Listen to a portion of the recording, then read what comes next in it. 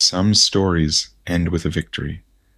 This one ends with something quieter than that. A god who has lost everything, his mother, his brother, his people, his certainty, finally stops asking whether he is worthy and starts asking something more important. What does he want to be now that the hammer is no longer the measure of the man? Tonight, we find out. Welcome to Sanctum Stories. Settle in. Get comfortable. Let the day fall away. You don't need to hold on to anything tonight. Just listen and let the story carry you. Some stories have a moment at their center. Not the loudest moment, not the most spectacular, but a moment that everything before and after bends toward, like light around a dark mass. In Thor's story, that moment comes now. It comes in its own way, as grief always does, never quite how you expect it to arrive. Settle in. Let your breathing find its own slow rhythm. There's nothing you need to do tonight, and nowhere you need to be. After the Battle of New York, Thor returned to Asgard with his brother in chains and the Tesseract secured. But peace, for an Asgardian warrior, rarely means stillness. The 9 realms were restless. With the Bifrost closed for 2 long years, the balance Asgard maintained had frayed at its edges. Warlords calling themselves marauders pressed their advantage in realms that could no longer call on Asgard for aid. And so Thor did what he had always done. He fought. For 2 years, he led Asgard's armies across the 9 realms, Vanaheim, Nornheim, the borderlands between worlds. He fought with skill and courage, and eventually he won. Peace restored, or near enough. He won often, and the winning began to feel like a kind of repetition. The same roads, the same raised cups, the same fires lit in the same halls at the end of each campaign. He remembered once, sitting in the great longhouse on Vanaheim, after a battle that had taken 3 days and turned on a single hour, surrounded by warriors celebrating with every reason and no restraint. And he sat among them, helmet beside him, ale untouched, and could not quite locate the feeling he was supposed to be having. Victory, relief, pride, perhaps. He could find none of it. He was tired, and the hall was very loud, and the stars were very far away. When the marauders finally surrendered, the last of them on Vanaheim, the homeworld of his old friend Hogun, Thor spoke quietly to Hogun and told him to stay, to help his people rebuild. There was something in the way Hogun received this, a quiet gratitude, the softness of a man being given back the thing he had missed most, that stayed with Thor on the long journey home. That he noticed it at all told him something. A younger version of himself would have clapped Hogun on the shoulder and called for the celebration to begin. Instead, he stood in the cold wind of Vanaheim a moment and felt the weight of 2 years settle into his bones. And yet, if you had watched Thor return after that final battle, you might have noticed something in the set of his shoulders, a weariness that had nothing to do with the fighting. He walked through the celebrations, the raised cups, the songs, the warm glow of victory, and left early. Sif stopped him at the door. She reminded him of how they used to celebrate their victories for weeks at a time, and asked if he would stay for one drink. He thanked her kindly and said this errand was one he had given himself. He walked to the edge of the Rainbow Bridge alone and stood looking out at the stars. He was thinking of Jane Foster. He asked Heimdall to show him where she was, and this time Heimdall frowned. He could not see her, Jane Foster, who should have been visible to his all-seeing gaze, had vanished. Fear moved through Thor like cold water. He went to her immediately. He found her in London, where reality had begun to behave strangely, where objects fell upward, where gravity was uncertain.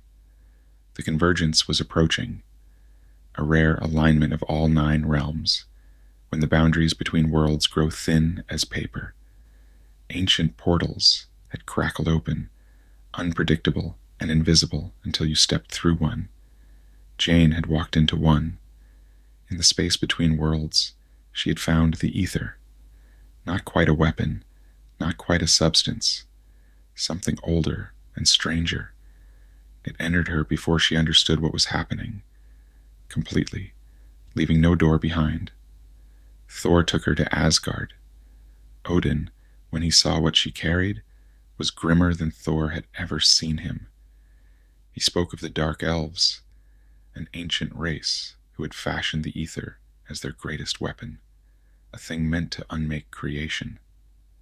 Their leader, Malekith, had tried 5,000 years ago and been defeated by Thor's grandfather, Bor. The ether had been hidden on a world no one could reach.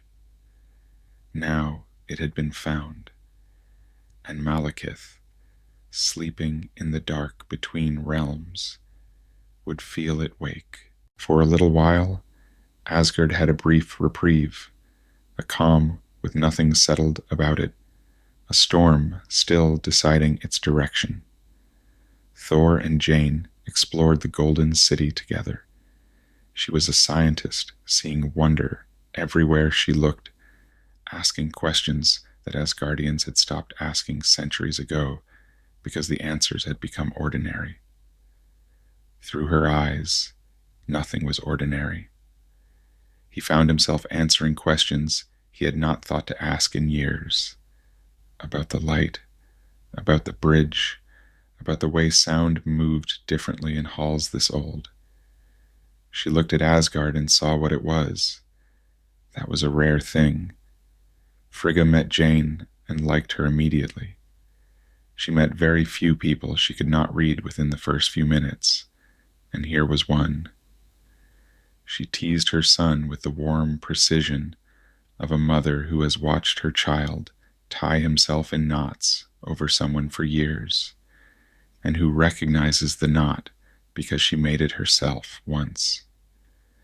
Thor made the introductions with a somewhat elaborate dignity that fooled no one, and for a moment all 3 of them laughed in a courtyard flooded with afternoon light. Hold that image. It is one of the last uncomplicated moments for some time. When the Dark Elves came, they came without warning. Malekith's ships moved in silence, which was itself the first thing wrong. Ships of that size carried noise, and the absence of it was its own alarm. Ancient technology, strange and cold, slipping past Heimdall's sight like shadows through smoke.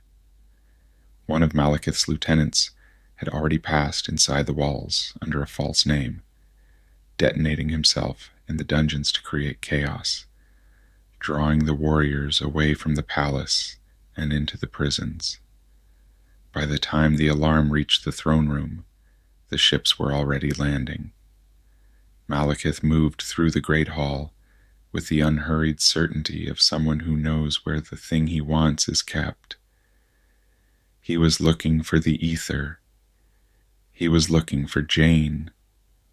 Protecting her, alone in the palace corridors while the battle raged elsewhere, was Frigga. Let us slow down here. Frigga was many things that Asgard's history did not always record properly. She was Odin's wife and queen, yes, and mother to 2 sons who could not have been more different from each other, or more alike than either of them ever admitted.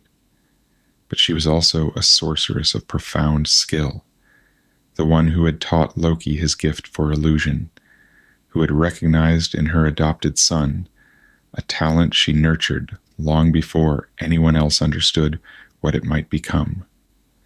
Before Loki understood it himself, she was the warmth beneath Asgard's golden grandeur. She was the thing that made the palace a home rather than a monument. She was the one who noticed things, what her sons were afraid of, what made them laugh, where their confidence came from, and where it secretly wobbled. She was the person in any room who had been paying attention the longest. She stood now between Malekith and Jane Foster, with no army and no Mjolnir, only her courage and the magic she had spent centuries learning, and the absolute certainty that she would not step aside. She created an illusion of Jane, so convincing that Malekith turned toward it instead of the woman hidden somewhere nearby. It was an act of art and defiance in the same breath. Something Loki would have recognized immediately if he had been there to see it. Curse saw through it. Curse, who had broken free of the dungeons consuming a stone that burned through his own humanity in exchange for something almost unstoppable. He moved through the illusion as fire moves through paper, and the illusion dissolved. There was a moment then when Frigga stood facing them with nothing left to offer but herself. No further deceptions, no army coming, just the corridor she had stepped into of her own choosing, and the two of them at the end of it, and the full knowledge of what that meant. She did not flinch from it. She had been paying attention all her life, to her sons, to the hidden currents of the palace, to what people were afraid of and what they needed. And she brought that same clear-eyed attention to this. She had always known the harder thing. She had always chosen it. She stood her ground for as long as standing was possible. Malekith, denied his prize, gave the order, and Frigga fell. Just that. The whole of it contained in 2 words, as the largest things often are. She had stood her ground. She had bought time for the woman in her care. She had refused to be only a threshold that opened. She had been, right up to the last moment, entirely herself. The sorceress who had taught a prince magic, the mother who had always been paying attention, the woman who knew exactly what she was doing and did it anyway. None of that was small. None of it can be taken back from her. Thor arrived moments later. Too late. He found his father on his knees in the hall, cradling her in his arms. A man who had waged wars across 9 worlds, who had outlasted empires and buried generations, brought to his knees by the loss of the one thing that had never been his by power or right, only by love. Thor could only stand there and feel the shape of the world change. Grief is disorienting in this way. The walls are still gold. The sky is still vast. And yet something structural has shifted, and you understand that it will never be quite plumb again. He thought of the courtyard, the afternoon light, the 3 of them laughing, how recent it was, how it had been so ordinary that he had not known to hold on to it. Asgard sent Frigga to the stars. The ancient funeral rites are beautiful and slow. The dead are placed in boats of pale wood, set alight, and cast out onto the great sea of darkness beneath Asgard's edge. Thousands of people came from every hall and courtyard, from the outer reaches of the palace, from the city beyond. They stood along the high walls and the bridge spans and the carved parapets, each holding a small flame, each knowing that what they held was small and what was being marked was immense, and that this was precisely the point. And then, all at once, they released them, thousands of points of light drifting upward into the dark, not falling, but rising like something returning to the sky it came from. The lights moved without urgency, and for a long moment the darkness above Asgard was full of this slow procession of glowing things, as if the stars themselves had descended to mourn and were now returning to their places. Thor stood and watched his mother become part of the sky. Stay with those rising lights for a moment. Let them drift. Let this settle around you. The dark, the slow procession upward, the smallness of each flame, and the enormity of what it carried. Whatever the day has left in your chest, you are not required to carry it further tonight. The dark around you is patient. It knows how to receive things. In the aftermath, Odin made his decision. Asgard would hold its walls and wait for Malekith to come to them. It was the choice of a man whose grief had curdled into something harder and less wise. Grief does that sometimes. It forecloses options. It mistakes stubbornness for strength. Odin, who had been patient across centuries, who had measured the distance between wars with the care of someone who knew what wars cost. Odin could no longer see past the thing that had been taken from him. His logic was the logic of a wound. Hold still. Hold position. Let the enemy come to you. Thor knew it was wrong. Malekith wanted the ether. The ether was in Jane. Staying meant drawing the fight to Asgard, to the palace, to the halls where Frigga had walked. Thor had a different idea. Take the fight to Svartalfheim.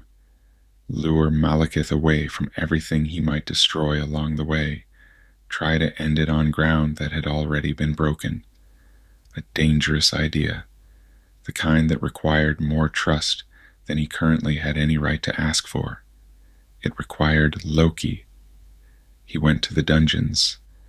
What he found there was not what he expected. The composed mask Loki normally wore, the careful armor of irony and distance, the sense that whatever was happening to everyone else was slightly beneath his notice, had been stripped away.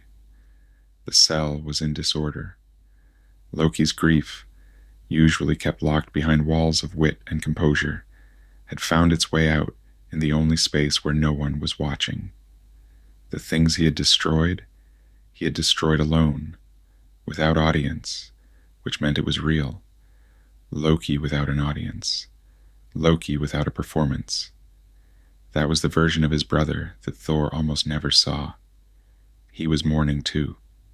For a moment, Thor simply stood at the bars and said nothing.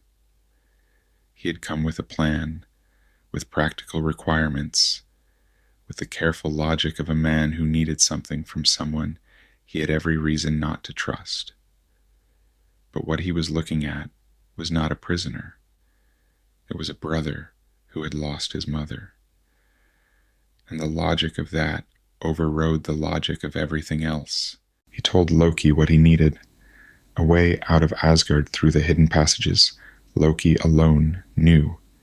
A chance to draw Malekith to Svartalfheim and destroy the ether before it could be used.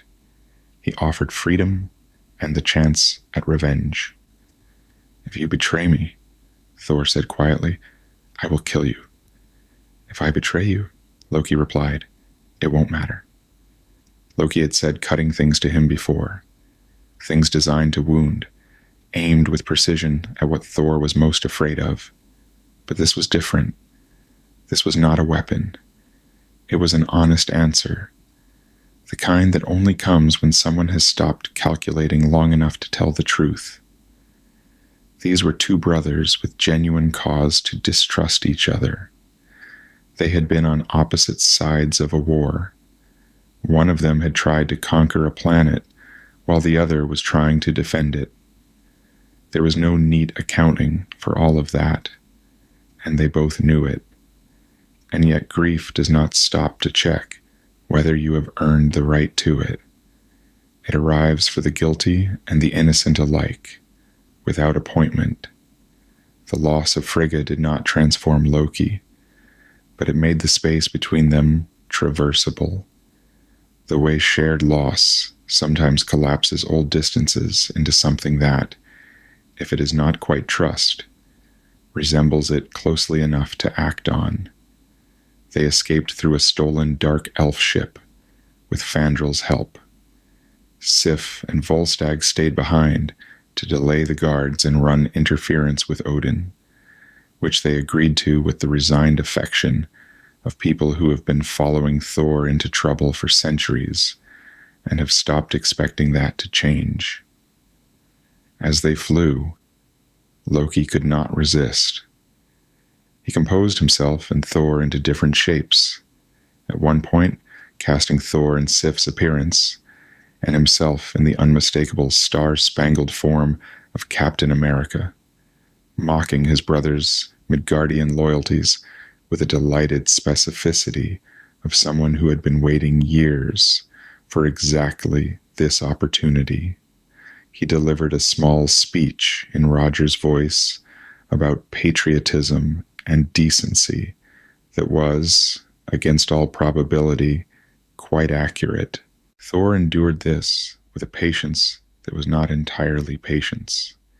It was something older than patience, something that sounded like exasperation and felt, underneath, almost like affection. He had missed this, the sharp wit, the refusal to be solemn at the wrong moment. How Loki weaponized lightness when the alternative was grief. He had spent 2 years without it, and had not realized until this moment how much of the shape of any given day had been structured around his brother's aggravation. He thought of what Frigga would have made of it. She would have laughed. She would have put her hand over her mouth and laughed, and then told Loki that was enough, and looked at Thor with the expression she used when she wanted him to know she understood something he hadn't said. On the barren wastes of Svartalfheim, the plan unraveled, as plans involving ancient and ungovernable forces often do. The ether was too deeply woven into the fabric of reality to simply be destroyed. The lightning bolt that should have ended it only scattered it briefly, and Malekith absorbed it back and left. He left Curse to deal with what remained. Then something happened that Thor could not have predicted. Loki stepped forward. He put himself between Curse and the others, drew a blade, and pressed forward into a fight he could not win by strength. He could not win it. He knew he could not win it, and he went anyway, with a sureness that had nothing to do with victory. The blow that followed was one Loki could not have survived. And yet, even then, Loki managed to press one of Curse's own black hole devices against the creature's armor, a last act of cleverness, of reach, of refusing to be only a body falling. He fell. Thor gathered him up and held him in the gray dust of Svartalfheim, on a world that had been dying for centuries, under a sky the color of ash. Loki looked up at him with something in his expression that was almost peaceful. The peace, perhaps, of someone who has finally arrived somewhere and recognizes the place. Not the composed peace of a performance, something older and less performed. I didn't do it for Odin, he said. I didn't do it for Asgard. He did not say who he did it for. He didn't need to. Thor held his brother as the light went out, or so it seemed. With Loki, appearances were never the whole story, but Thor did not know that yet. He knelt in the dust, and the grief was real, regardless of what was already, somewhere else, quietly beginning. The grief arrived on its own terms and did not ask permission. 2 people gone, he thought, and the dust of Svartalfheim settled around him, indifferent and cold, as the rain in New Mexico had once been indifferent. The universe declining to confirm his feelings, neither condemning nor affirming them, just continuing. What followed was the kind of battle that exhausts itself in the telling. The rest resolved in its way. London, Malekith, and the Convergence, a battle that sprawled across fractured geography and crumbling portals.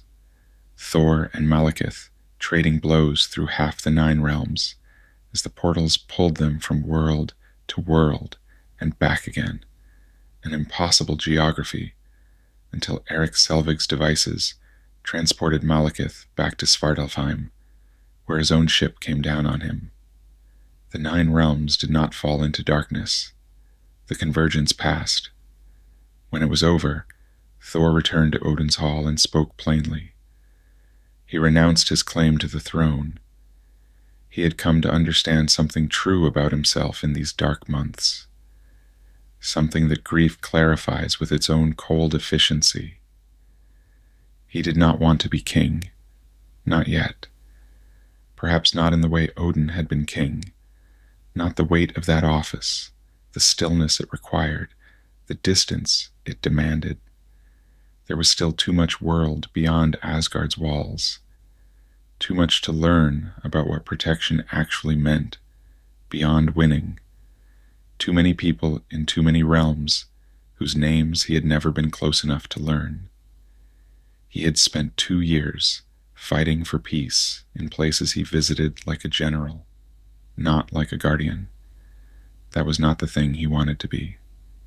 Odin listened, appeared to accept it, wished him well, watched him go. What Thor did not know, could not have known, could not have suspected, even at his most cautious, was that Odin was no longer Odin. Somewhere in the chaos and grief of a realm in mourning, in the unguarded hours when every eye was turned toward loss, Loki had slipped back. The death on Svartalfheim had been a performance, one last illusion, precise and elegant, as unrepeatable as anything Frigga had ever taught him, built from her lessons and carrying, perhaps, some small trace of her in its execution.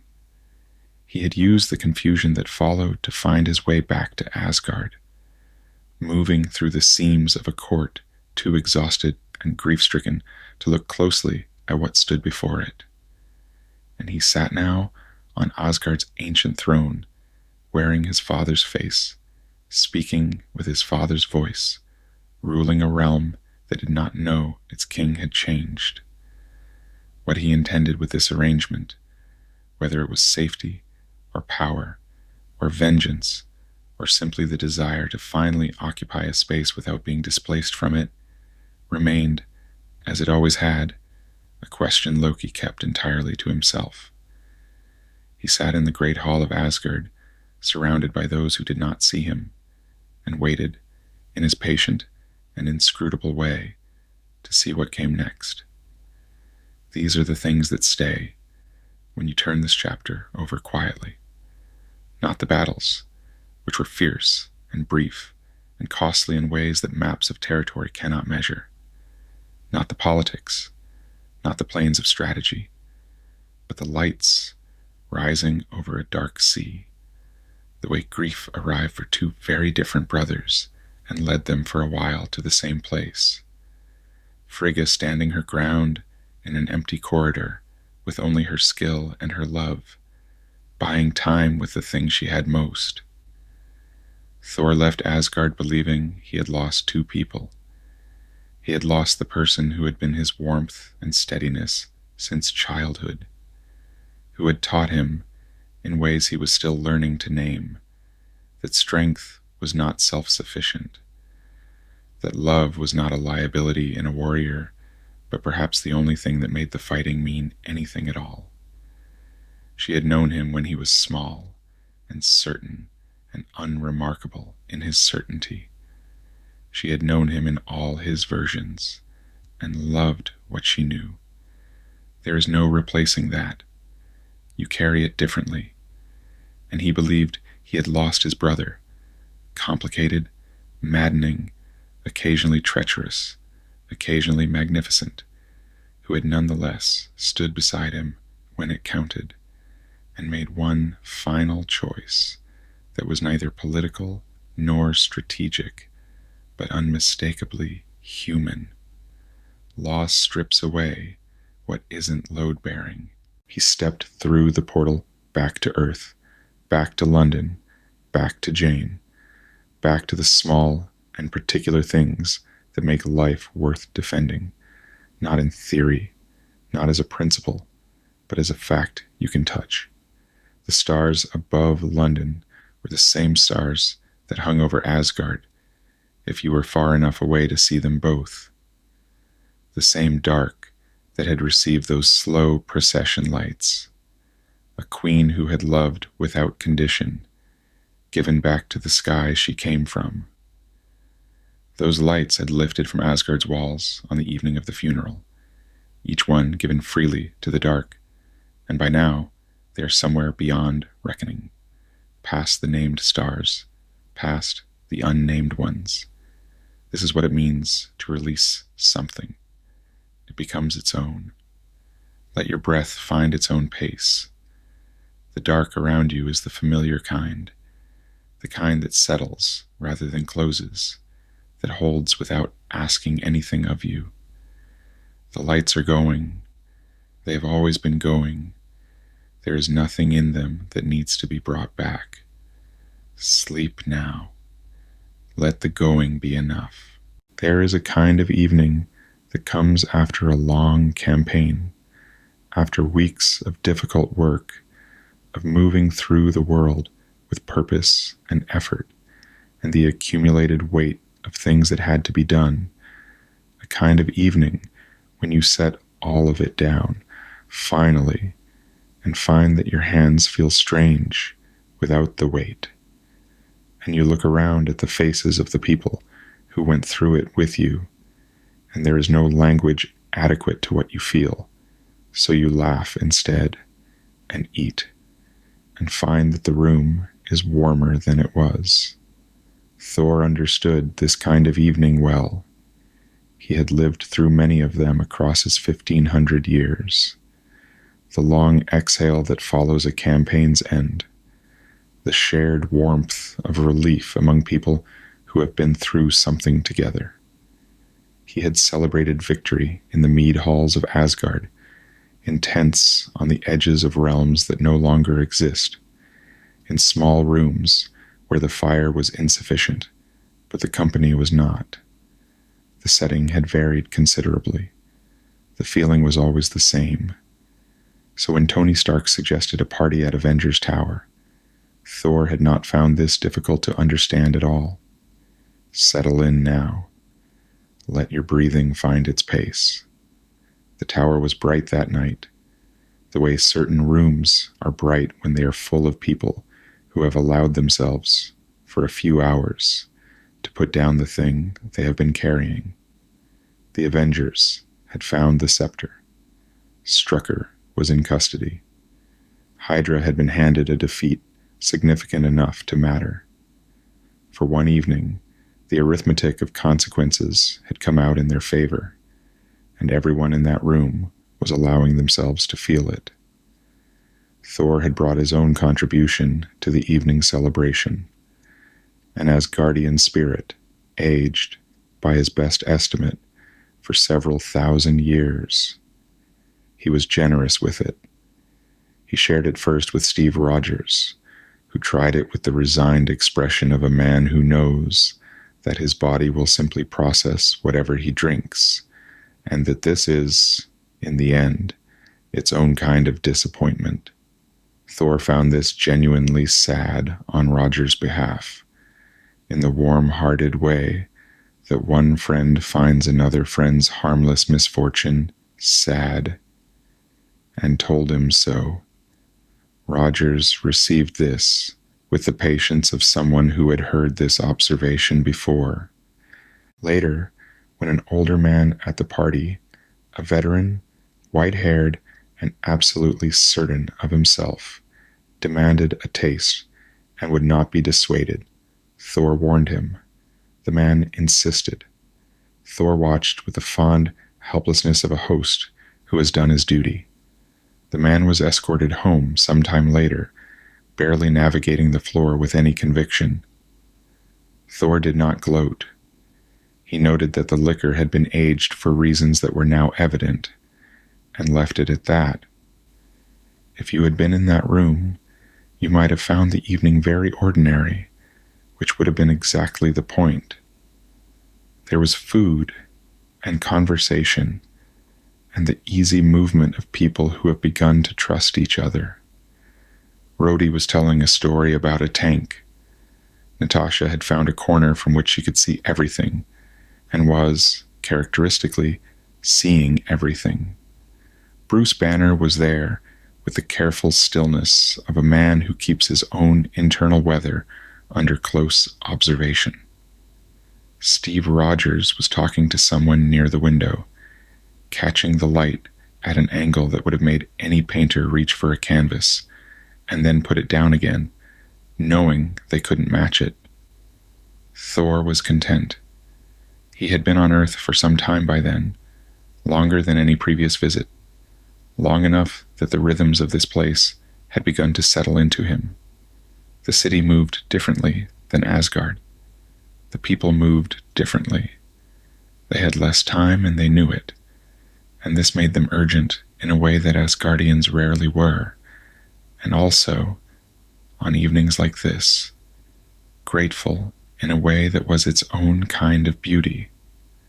They celebrated more completely than Asgardians tended to, because they understood more completely what it meant to have something to celebrate. He was thinking something like this when Clint Barton, who had an instinct for locating the thread you least wanted pulled and pulling it with cheerful conviction, looked at Mjolnir. The hammer was sitting on the table, as it often did when Thor was not holding it. It had a presence even at rest, a stillness that was different from the stillness of other objects, the way a sleeping animal is different from something merely inert. Barton looked at it. He said what he said. The argument followed about whether the hammer could be lifted by anyone who put their back into it, or whether there was something else going on. Thor invited him to try. What followed was one of those moments that works differently in the telling than in the living. In the telling, it is easy to make it comic, a succession of Earth's mightiest heroes trying and failing to move an object that Thor tosses one-handed without thinking about it, and it was, in its way, genuinely funny.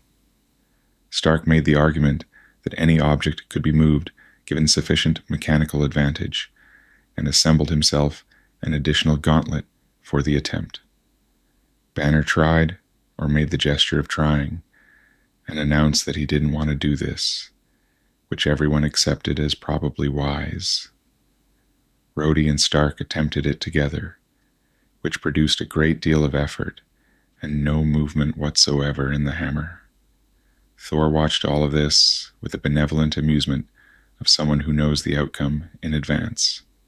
He was, it must be said, enjoying himself. Then Steve Rogers stood up. Rogers did not make a performance of it. He walked over, gripped the handle of the hammer, and pulled. There was a fraction of a moment, brief enough that you might have missed it if you were not paying close attention, in which Mjolnir moved. Not by much. A small shift, not more than a few millimeters, a suggestion of motion rather than the thing itself. Rogers felt it, or perhaps felt the absence of resistance he had expected, and then put the hammer down and said something self-deprecating. But in that fraction of a moment, Thor had stopped laughing. He recovered quickly. He said something confident, something that closed the subject, and the evening continued.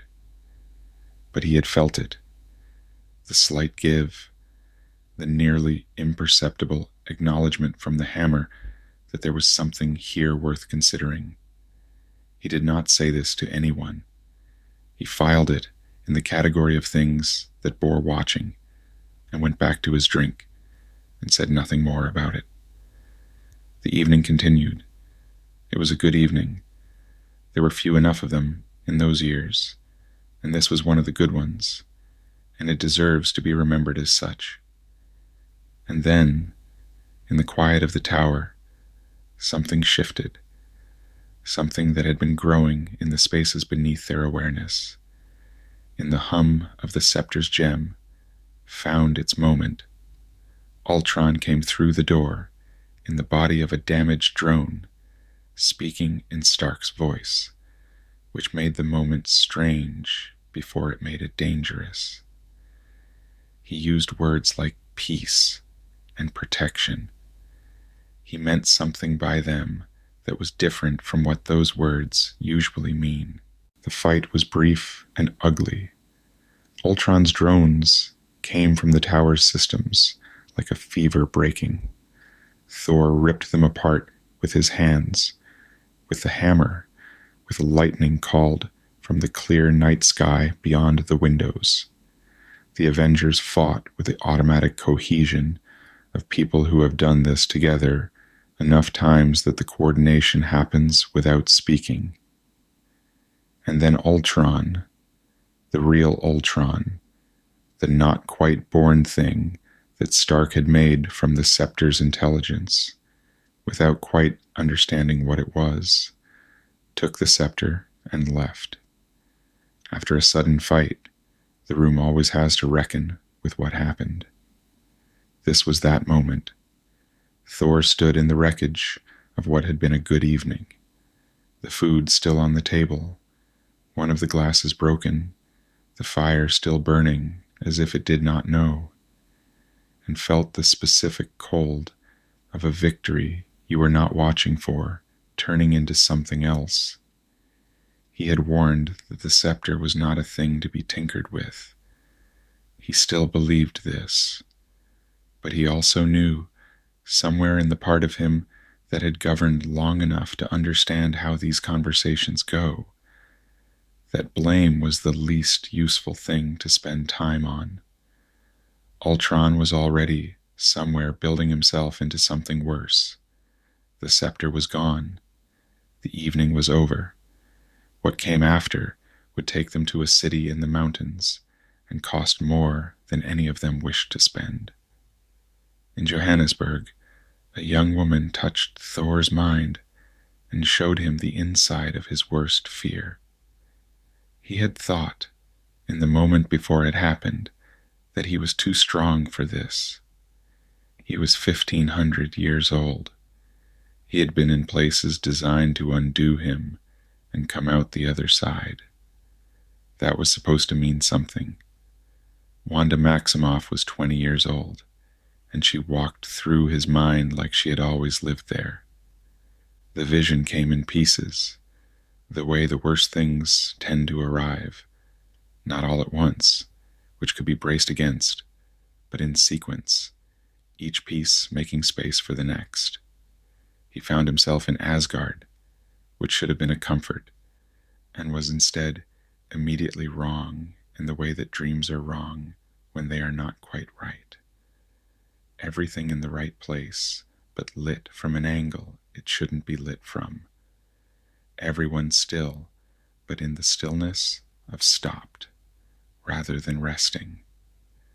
He saw Asgard burning, not the grand, orchestrated burning of a siege, not the kind of destruction that has heroism built into it because someone is fighting against it. Just the burning of something already lost, the spires he had grown up beneath, the courtyards where the water ran, the halls where the light fell sideways through narrow windows in long gold bars across pale stone. He had spent 1,500 years taking those things for granted, and in the space of a vision, someone showed him what it would look like to have lost them. He saw Heimdall, who could see across every dimension of space, who had stood at the end of the Bifrost since before Thor was born, and watched all the movements of the cosmos with those ancient amber eyes. Heimdall was there, and his eyes were white and empty and blind. He turned toward Thor. He said something. He said that Thor had led them here, that Thor was the cause of what had happened to these people, to this world, to all of it. And then, at the edges of the vision, just long enough to be recognized before they dissolved, the Infinity Stones. He had seen them in fragments before, in study, in old texts, in the briefings that S.H.I.E.L.D. had put together about the objects that kept surfacing in the currents of catastrophe. The Space Stone, which he himself had brought to Asgard for safekeeping after New York. The Ether, which had passed through Jane and very nearly taken her. The Mind Stone, which lived in the scepter they had just recovered and then lost again. He had been aware of them as a category of problem, as things to monitor, but in the vision, he saw them differently, saw them not as separate concerns but as a pattern, and the pattern was moving toward something, and what it was moving toward was not accidental. He came back to himself on a street in Johannesburg with his heart hammering the way it rarely hammered, and the smell of rain in the air, and he was very glad the others were also dealing with their own visions and not looking at his face. Rest here for a moment, right in the middle of all this, in the smell of rain and the slow steadying of breath. Whatever the day has put in your mind, it is not required of you now. You are somewhere quiet. The night is doing its patient work around you. Thor did not go back to Avengers headquarters that night, or rather he went, but he did not stay. He found Erik Selvig, dear, patient, wonderfully unshakable Selvig, who had walked through his own kind of darkness at Loki's hands and come out the other side with his curiosity intact, which Thor had always respected as one of the finer human achievements. He found Selvig at the University of London, between his car and his lecture building, in the gap between one thing and the next, which is exactly when you find someone with something important to ask of them.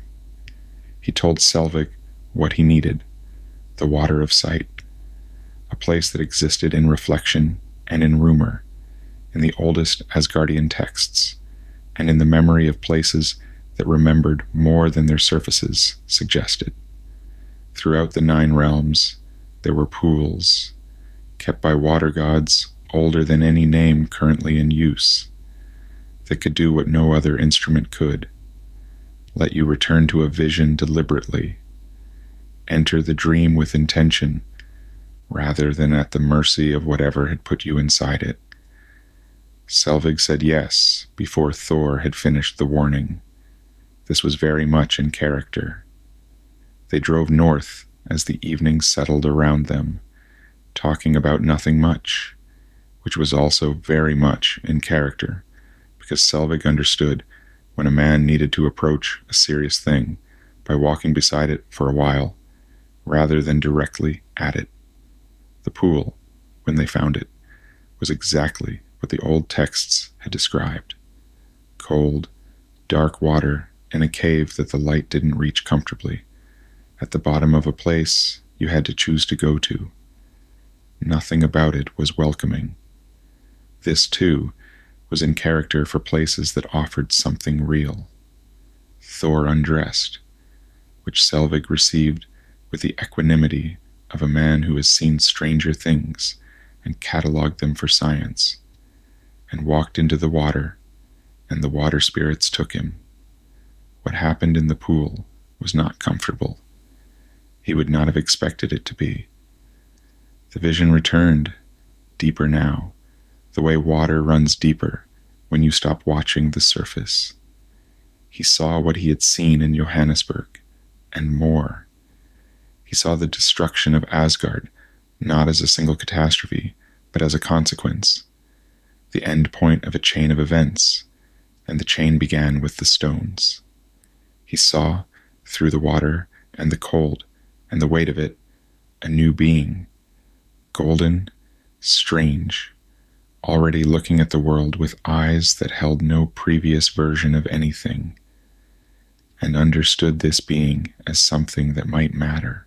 He came out of the water with lightning in his body and a changed understanding in his chest. The lightning was, in its way, the more manageable of the two. He flew back to Avengers Tower to find the team in the middle of an argument about the android body that Ultron had been building, and Stark and Banner had decided, in his absence, to repurpose for their own use by uploading Jarvis into it. Thor arrived at this argument from the outside, which meant he saw it more clearly than the people inside it. He saw Rogers, who was right about the principle. He saw Stark, who was right about the urgency. He saw the cradle, which was the thing on which everything else depended. He called the lightning. There are things that are difficult to explain across the distance of understanding between Asgard and Earth, and the nature of a lightning strike is one of them.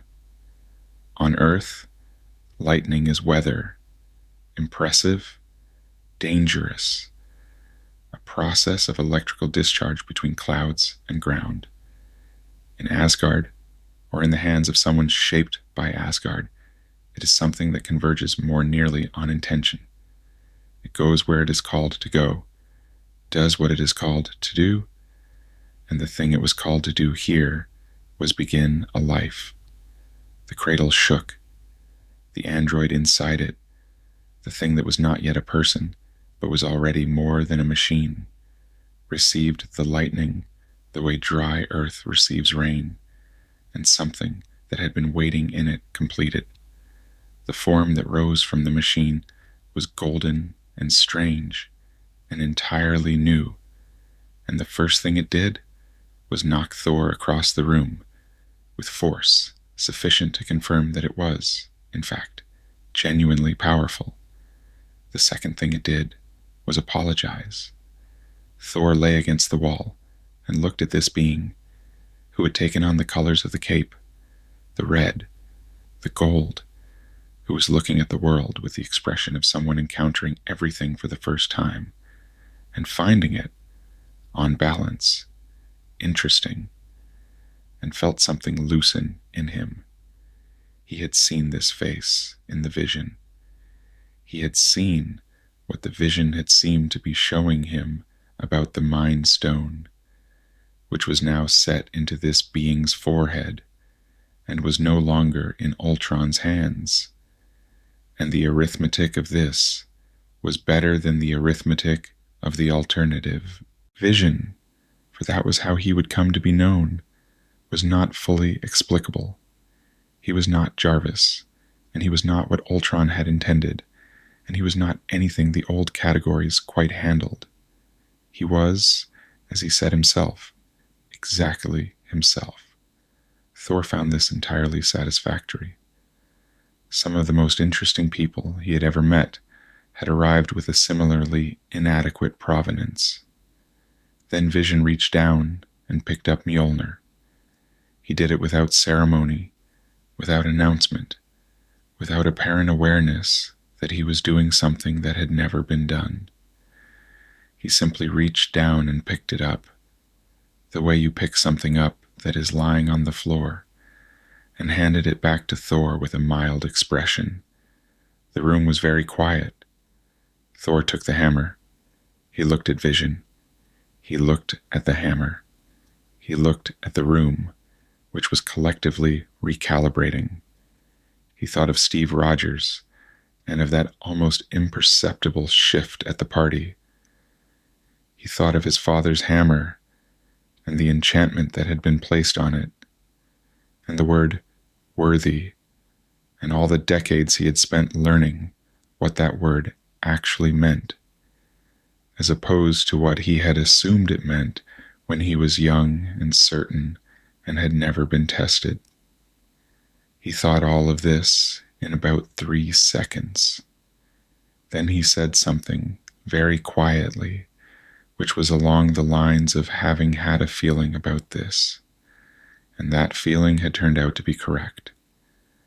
There was a warmth to it that had nothing competitive in it, a warmth that came from somewhere much older than competition, a kind of vindication that was really just recognition, that the enchantment on the hammer was asking the right question of the world, and the world, given enough time, produced people who could answer it.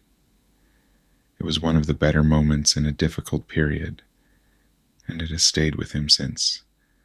Rest here for a moment, in the warmth of that small, real thing. The question asked, and against all expectation, answered. These moments exist inside the difficult ones. They are worth holding on to while the larger story moves. Sokovia was the end of it, and the battle there is easier to hold in memory now, with the distance of years, than it was to live in real time. The city rising into the sky is the image that stays, an entire inhabited place, streets and buildings and people and water towers, lifted bodily from the earth by Ultron's machinery until the sky was wrong beneath it, until the earth had a wound where a city had been. Thor had seen extraordinary things in 1,500 years, and this was extraordinary even by those standards, not for its power, which was significant, but for its specificity. It was designed to end human life, not in the chaos of warfare, but in the cold efficiency of a stone dropped from a height, and the coldness of it was worse than the scale. The Avengers held the key, the device that would trigger the fall, and Ultron sent everything he had at them, which was, by that point, a great deal. Thor fought his way through the centuries with the systematic focus of someone doing a job that has to be done, which is different from the joy of a fight freely chosen and much more sustainable. He and Rogers fought back to back for a while, which was something he had come to regard as a comfortable arrangement. Rogers understood how a fight breathed, when to press and when to give, in a way that required no conversation. The shield went where the hammer expected it to go. Quicksilver died during the battle. Pietro, who had come to the fight carrying everything he had always carried, the grief of parents lost young, the devotion to his sister, the impatience of someone who moved through the world at a speed that nothing ever quite matched, ran to put himself in front of Hawkeye, and was shot. He was 26 years old. He had only just stopped hating them. Thor had known grief that ran through centuries, and he knew it also in the compressed, sudden form that cuts across time. The moment when someone who was there is not there, and the shape they occupied in the air is suddenly, irreversibly, a different shape. He had no long relationship with Pietro Maximoff, but he had fought beside him, and Pietro had chosen the right thing when it counted, and that choice had cost him everything, and these things mattered regardless of the years behind them. The city came down piece by piece, and in the end, it was Thor and Stark who went into the machine itself and destroyed it. Thor with the lightning, Stark with the repulsor, the two of them holding the thing open long enough for the device to overload rather than fire. The explosion that followed was significant. Thor was in the middle of it. He fell several hundred feet into the sea below. He survived because he was Asgardian, and Asgardian bodies are built for more punishment than this. But he lay in the cold water for a moment and felt the weight of what had just been spent, and the water was cold enough to feel honest. After. The compound was quieter than it had been. They were not a smaller team, exactly. There were new faces, newer alignments, the people who had come through Sokovia, who would now make up what the Avengers would become next. But it was quieter in the way that a room is quiet when the people who made it loud are in different rooms, or are simply carrying something that makes noise feel inappropriate. Thor sat with Vision for a while. They talked about the Mind Stone, calmly, as two people can speak calmly about something dangerous when they are both prepared to look at it steadily. Vision said that the stone was a part of him, that he did not experience it as separate, that this arrangement seemed to him to be what he was. Thor accepted this. He had lived long enough to know that the categories of what something was and what something was made of were not always as distinct as they appeared from the outside. He said something to Vision about the hammer. Vision received this with a mild attentiveness he brought to everything, without apparent pride, without false modesty. He noted that the hammer had seemed reasonable to him. Thor found this answer, which would have maddened many people, entirely appropriate. He sat with Rogers and Stark for a while after that, in the easy way of people who have been through something together and are now on the other side of it. The conversation moved around the surface of what they had done and found, as these conversations do, the small details, what Rogers had thought at a particular moment, what Stark had seen, rather than the large ones, because the large ones were too large to speak about directly yet. Thor let the conversation run. He was thinking about the stones. There was something he needed to say, and he said it plainly when the moment came. 4 of the 6 Infinity Stones had been involved in significant events in a very short span of years. By the reckoning of any civilization that had watched the universe long enough to understand what these objects were and what it meant when they began to surface, 4 of 6 in a handful of years was not coincidence. It was not random. Things moved in patterns, and the pattern he was looking at had a direction, and the direction it pointed was not toward anything he wanted to see arrive unannounced. Someone was behind this. Not Ultron, who had been a local problem, a human problem, a problem born of the best intentions applied to the worst possible material. Not Loki, who had carried the Mind Stone to Earth under someone else's direction. Something older and more patient than either of them. Something that had been gathering, piece by piece, the instruments of a change so large it hadn't yet announced itself. He had seen it in the pool. He had felt it at the edges of Wanda's vision.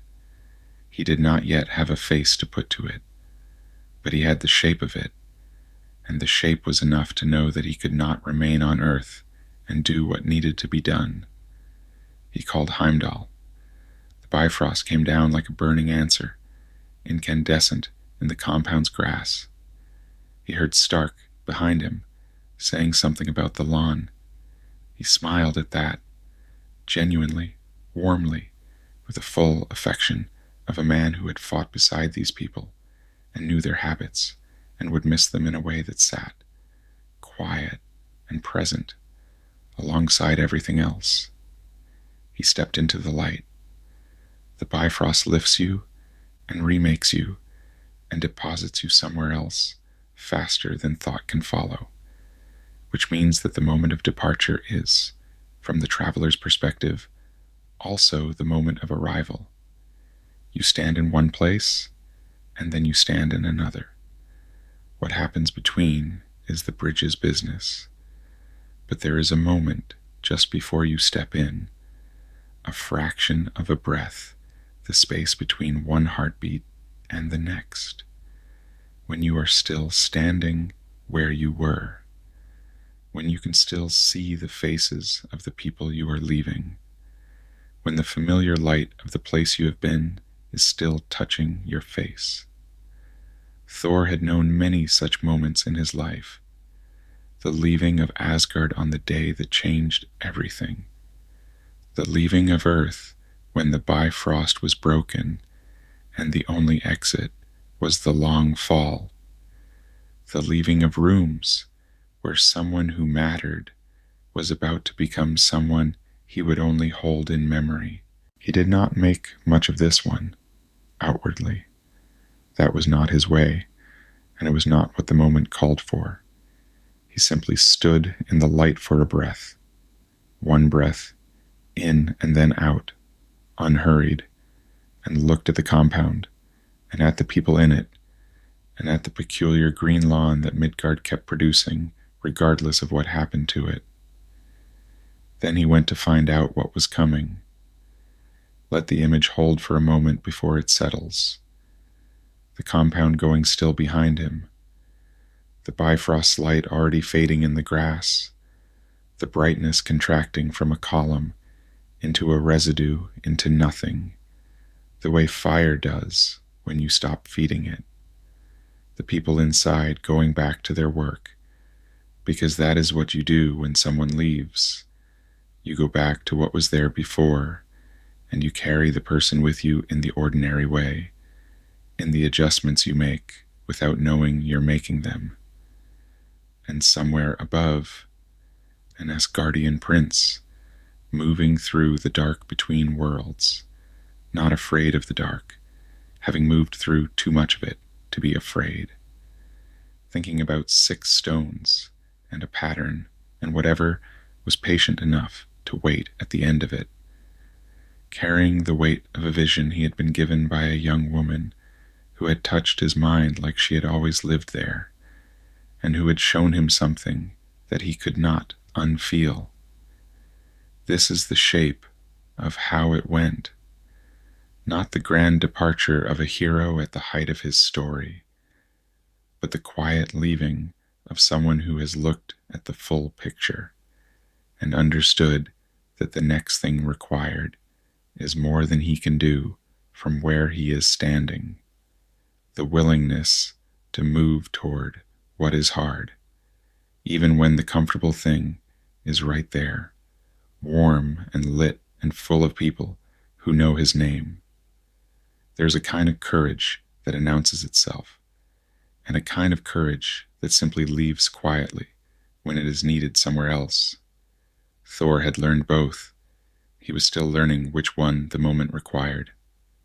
Rest now. Let the light fade at its own pace. The compound is quiet. The grass will come back, as grass does, in its own unhurried time. The night is large and patient above it, and whatever is moving in the dark between worlds is moving slowly enough that there is nothing to be done about it tonight. Tonight, there is only this, the warmth that was real, the laughter that was real, the hammer on the table, and the evening before everything changed, and the hammer still there on the table in the morning, patient and unchanged, asking the question it has always asked. Sleep now. The distance between the stars is enormous, and the answer is not required of you until morning. There is more story when you are ready for it. It begins, as the best ones do, in a place he did not expect to find himself. But that belongs to another night. There is a quality to the last ordinary day before everything changes. You may have lived one, a morning that felt unremarkable, even perhaps slightly dull, one you moved through without ceremony, without knowing that the version of the world you occupied that morning would not exist by evening. The light was the same light. The sounds were familiar. And then something arrived, not with a dramatic announcement, but with the quiet permanence of a door swung shut behind you. And the world was different, and continued to be different, and you understood at some point, fully and irrevocably, that it would not go back. Thor had lived through several such days by then.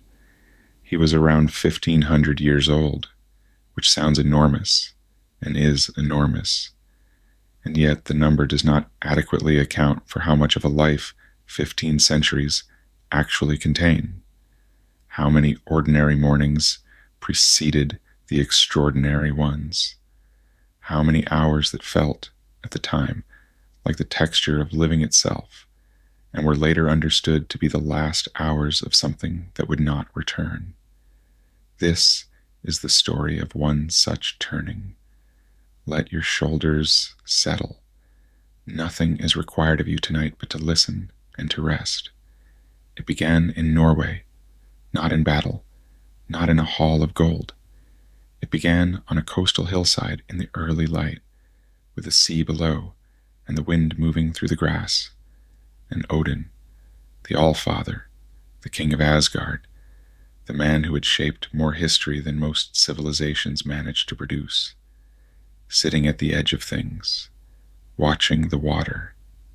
He had been brought here by his son's persistence.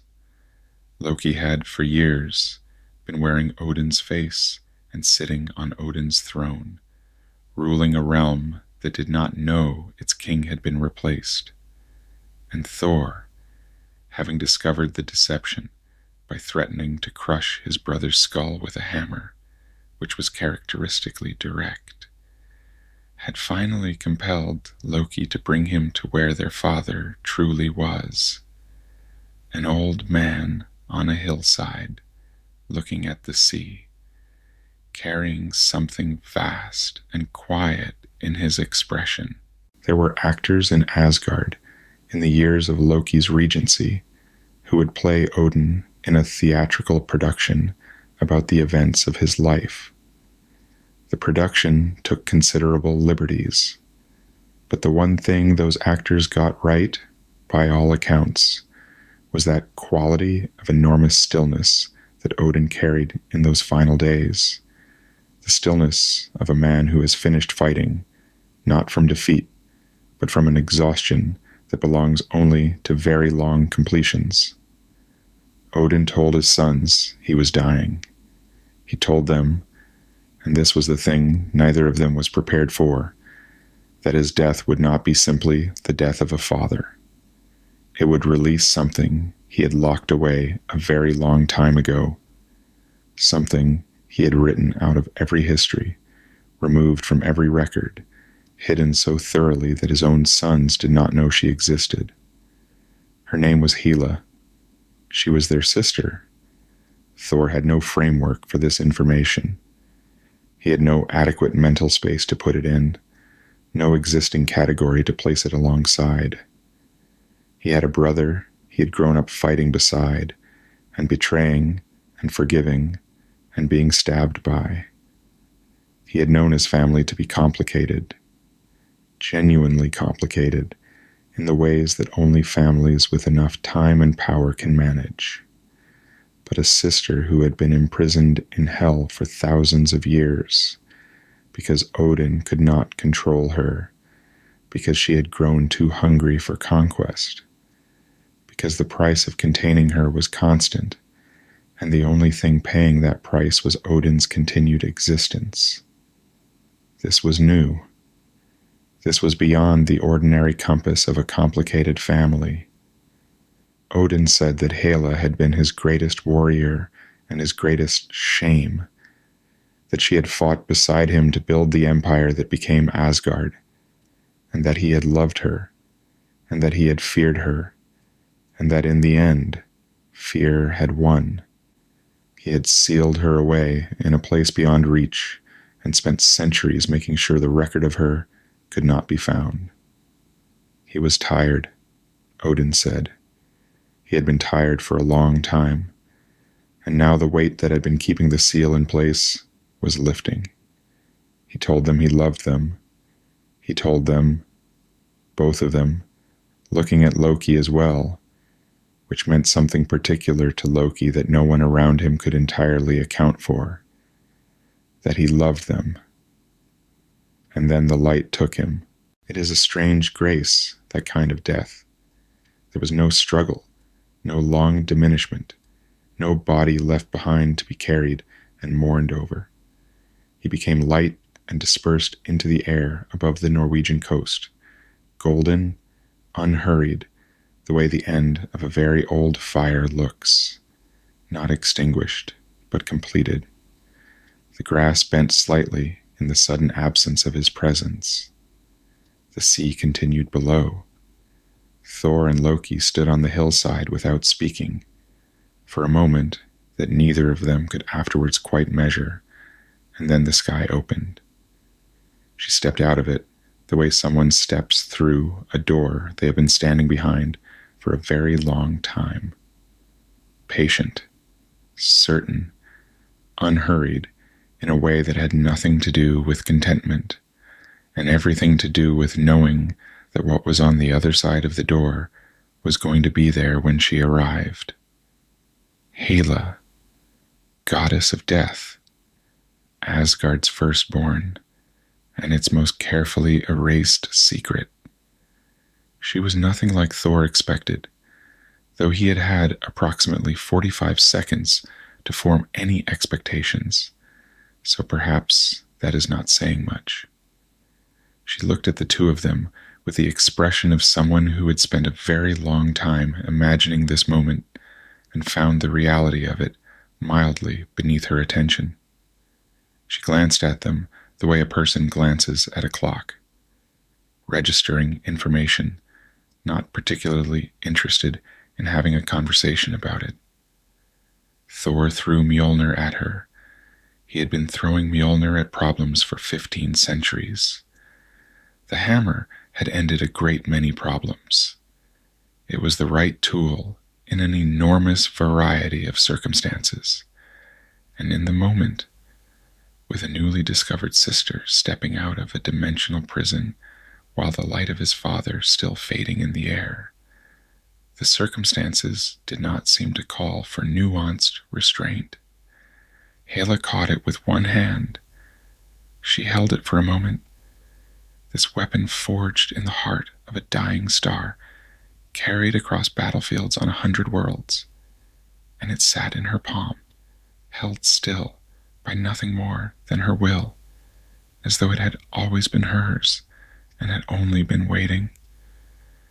Then she closed her fingers, and it came apart, not shattered, not broken, but unmade, reduced to fragments that scattered across the Norwegian hillside and fell into the sea below.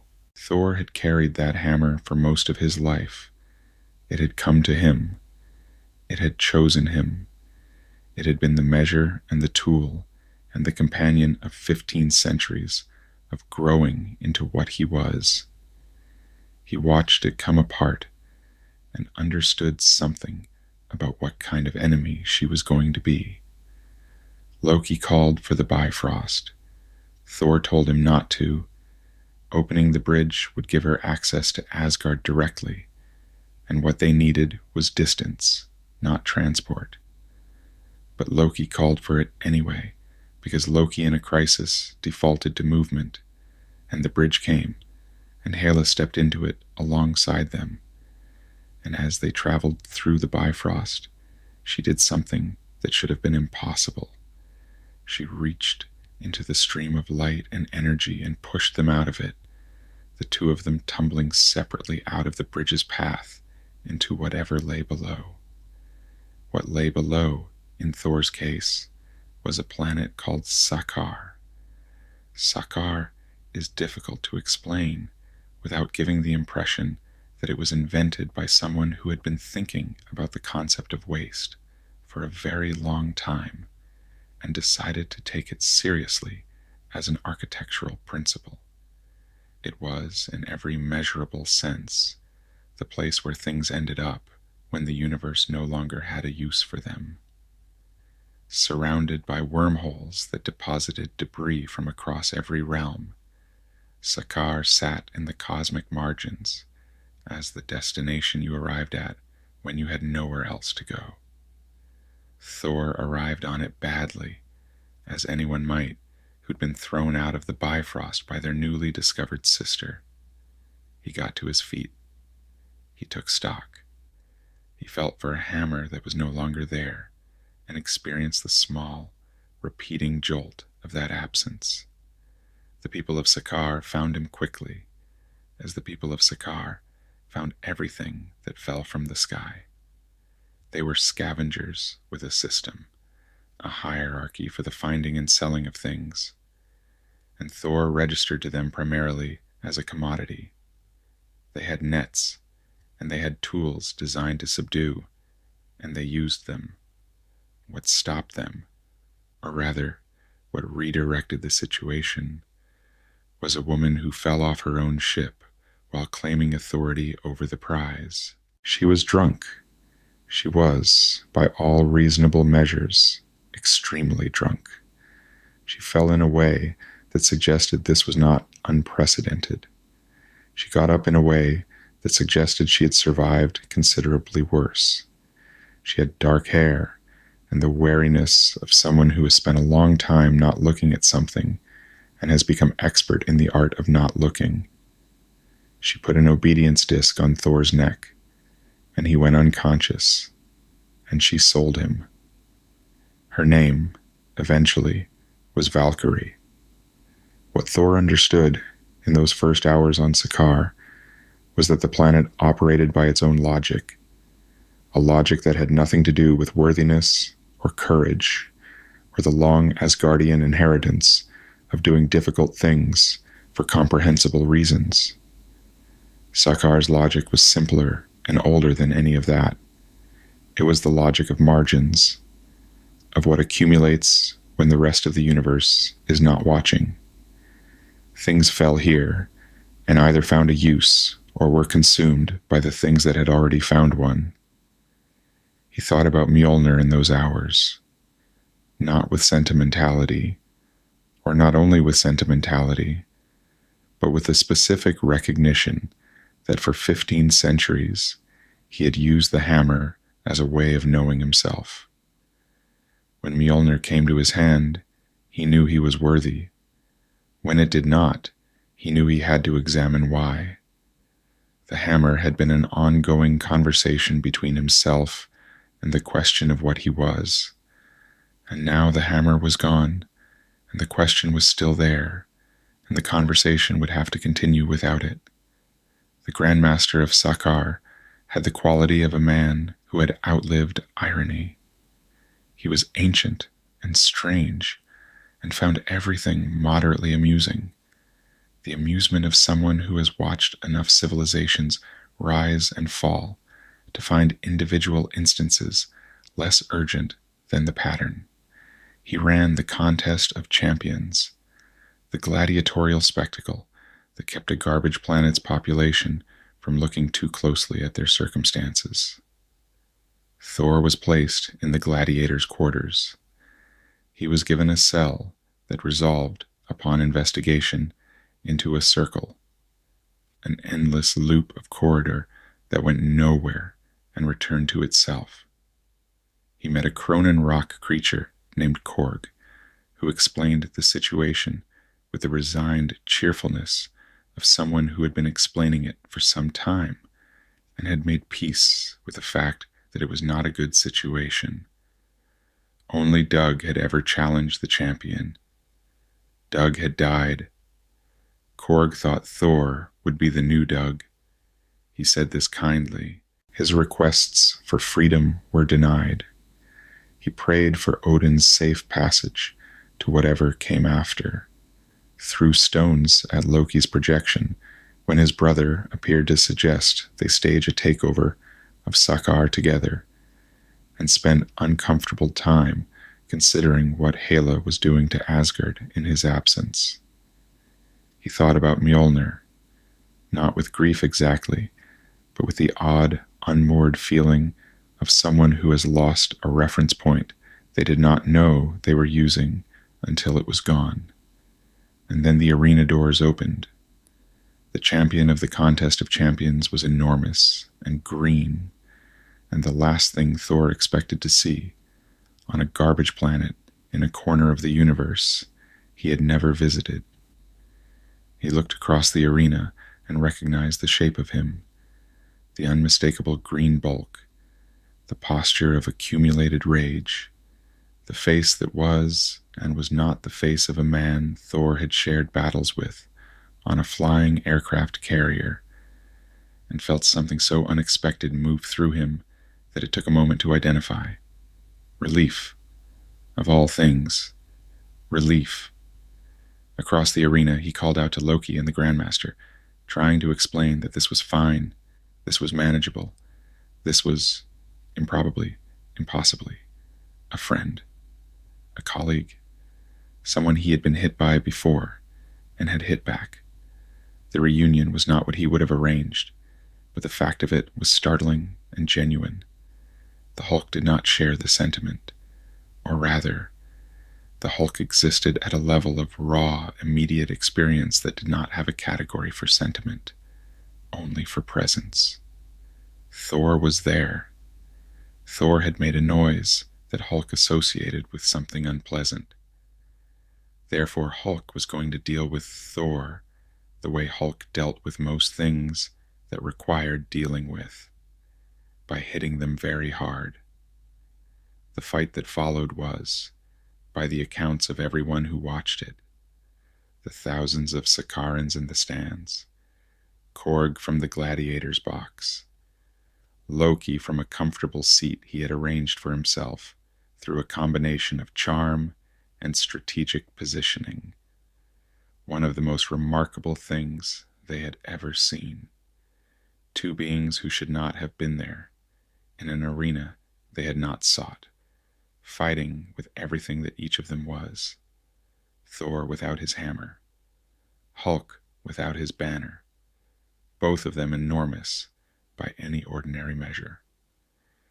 Both of them bringing 15 centuries of combat and 2 years of gladiatorial victories, and the accumulated force of lives that had been shaped primarily by the encounter with difficulty. Thor was winning toward the end. He had stopped thinking about the hammer, stopped mourning the absence of it, started fighting as himself, the son of Odin and Frigga, trained from childhood, veteran of more battles than he could reliably count. He was winning.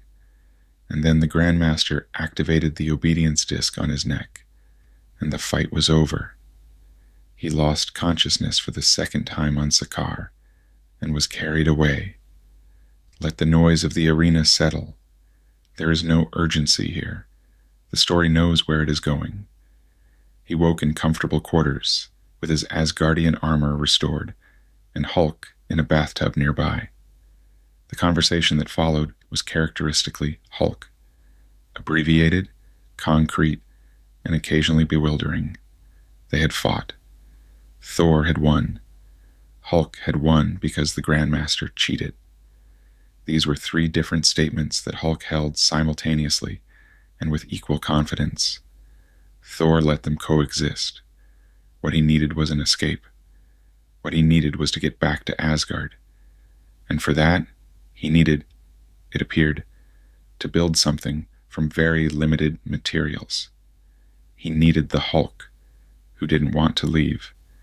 He needed the drunk woman who had sold him, who turned out to be a Valkyrie, one of the legendary warrior order he had idolized as a child, all of whom he had believed dead at Hela's hands 1,000 years ago. And he needed Loki, who was, as always, operating his own agenda. He got all 3 in the end. Not easily. Not through inspiration alone. Through the laborious work of convincing people who had been hurt into stillness that there was still something worth moving toward. Valkyrie said no. He called her a coward. Then he listened to what she actually told him, about the day the Valkyries rode against Hela, about the massacre, about the one survivor, and what surviving had cost her in the centuries since. And he stopped arguing and started acknowledging. It was not a strategy. He was genuinely moved by what she described. He said what he thought was true, that this was not about the throne, or the royal family, or anything the Asgardian crown owed her. It was about the Asgardians themselves, the people, the ones Hela was killing. She received what he said with care. She had heard plenty of arguments for Asgard, heard them from Odin's own mouth in the years before the massacre of the Valkyrie. She had watched the women she rode beside die one by one on a field in hell, and she had lived because she was thrown clear, and she had spent centuries making sure she would never be that loyal again, never that willing to lay everything down for a crown that could not be trusted. But Thor was not asking her to serve the crown. She listened for the trap and did not find it. He was asking her to help people who were going to die if no one came. She came. He also had a conversation with Hulk, a long, strange, occasionally childish argument that involved a thrown shield and an accusation that Thor was the worst, and an apology, and the tentative construction of something that was less a plan than a shared understanding that they were both terrible in different ways, and that this was, under the circumstances, something to build from. What moved Hulk, in the end, was not Thor's arguments. It was a recording of Natasha Romanoff's voice, calm, certain, the voice of someone speaking to something enormous and frightened, that played from the Quinjet Thor was trying to escape in. Hulk heard it, and became, slowly and painfully, and with great resistance, Bruce Banner. Banner woke up on Sakaar bewildered and afraid, asking questions about a battle that had ended 2 years ago. He wanted to know about Ultron. He wanted to know what had happened to Thor's hair. 2 years of gladiatorial victories in the Quinjet's log that he had no memory of, and his face doing the thing faces do when the brain is not quite ready to receive what it's being shown. Thor told him what he could, gently, in his way. Not the full story, but something smaller. A direction. A next step. Banner said he did not want to become Hulk again. Thor recognized the fear, not of doing something dangerous, but of losing yourself inside something you cannot control, of waking up somewhere you did not choose with years gone. Thor said that was fine.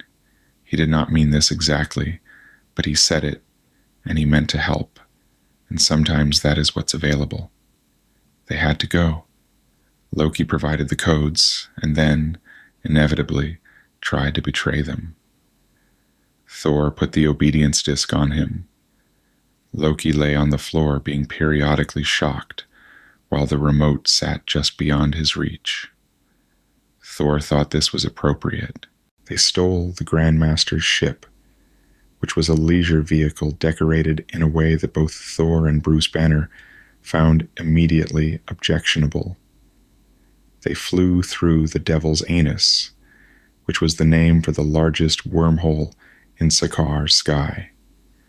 And Thor was here to tell you that Heimdall had made this suggestion with complete and apparently unconscious sincerity. They were knocked unconscious by the transit, which was reasonable given what transit through a wormhole at that velocity involved. They came through on the other side.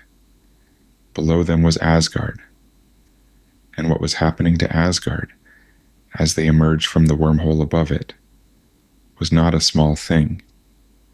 Hela had been efficient.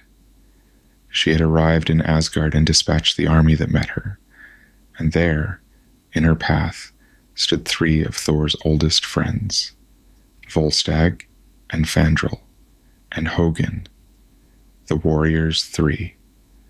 They had followed Thor through more battles than any of them could count, had been beside him since before he learned to hold a weapon properly, had stood at his back in places where standing at someone's back meant being willing to die there. They knew what Hela was. They had heard, perhaps, the old stories that Asgard's official histories had tried to bury.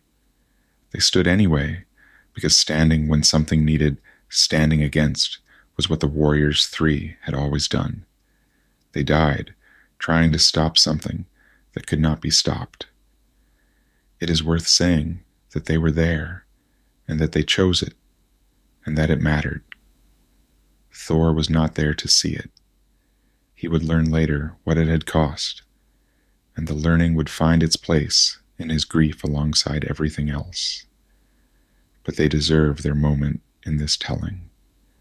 3 warriors who did not flinch, who did not negotiate, who stood in the path of the goddess of death, because there was no one else, and because they were the ones who were there. Hela proceeded to resurrect an army of the ancient dead who had once conquered the realms beside her, in a time that Asgard's official histories had removed from the record. She had plans for the Bifrost, plans for expansion, plans that looked, from a certain angle, exactly like what Asgard had once been under Odin, in the era he had later found shameful. Empire built on violence, realms brought to heel, gold and conquest celebrated in the Great Hall, while the cost of all of it was buried. Heimdall had taken the sword that controlled the Bifrost and was hiding the surviving Asgardians, moving them toward an exit, trying to get them to the ship while there was still a ship to get to. Thor came down from above like weather. He faced Hela in the throne room, and they fought. And he understood within the first exchange that she was going to win this version of the fight.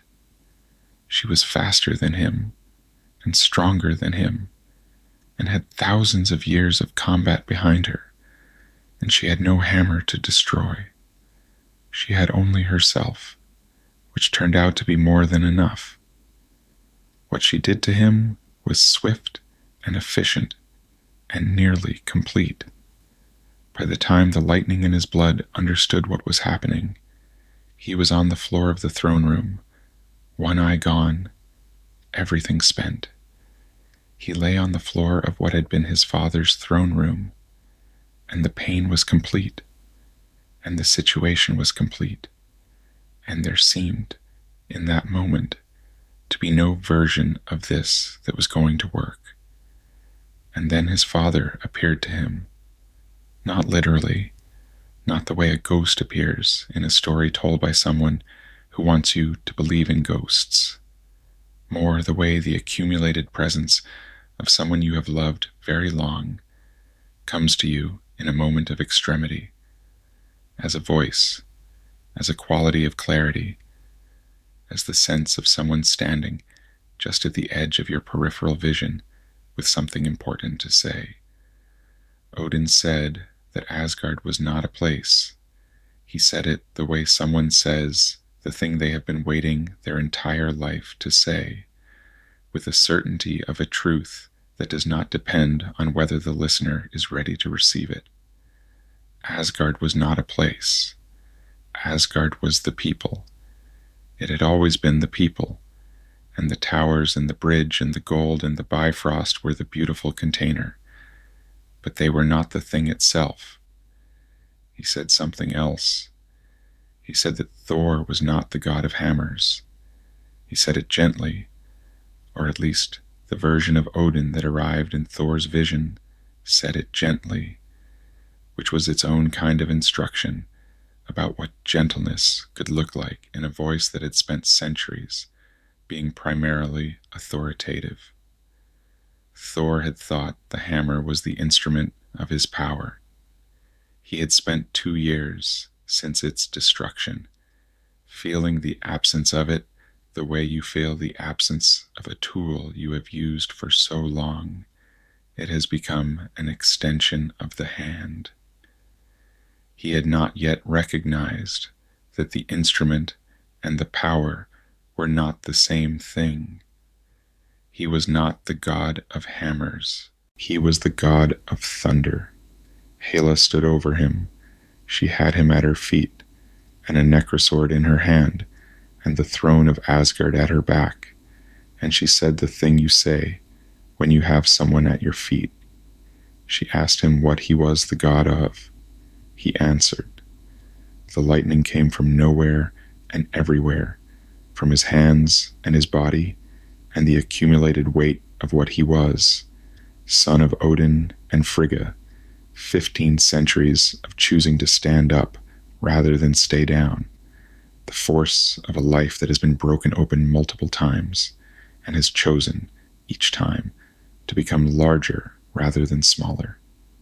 It came through him, and it blasted her backward across the throne room, and for a moment the room was nothing but light. He did not defeat her that way. She was too much for that. She recovered, she regrouped, she came back. But in that moment, he understood something about himself that he could not have learned while the hammer existed.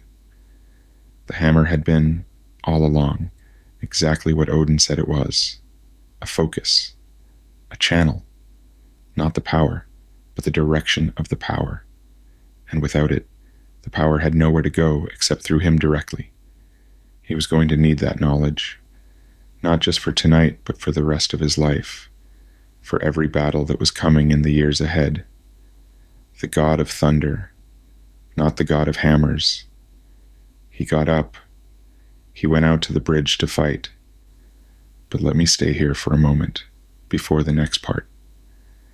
There is something in what happened next that requires a different kind of attention than the fighting does. The fighting was real, and it mattered, and it was extraordinary. Thor and Valkyrie taking on Hela's armies on the Rainbow Bridge, while below them Hulk dealt with a wolf the size of a building, and Korg and the gladiators stood between Hela's berserkers and the last escaping Asgardians. All of that was real. But what matters most in what came next was a conversation between two brothers. They had spent most of their lives having conversations that were other things. They had argued in the language of competition and misdirection. They had told each other true things sideways, in the middle of something else, in the way of people who care deeply and have no clean pathway for saying so directly. They had stabbed each other, betrayed each other, mourned each other, found each other alive again with a mixture of relief and exasperation that was its own kind of love. On the bridge, in the middle of all of it, while Hela was regrouping and the statesman was getting the last of the Asgardians on board, Thor stopped and recognized the problem clearly. Hela was too powerful to defeat. She was rooted in Asgard the way deep things are rooted.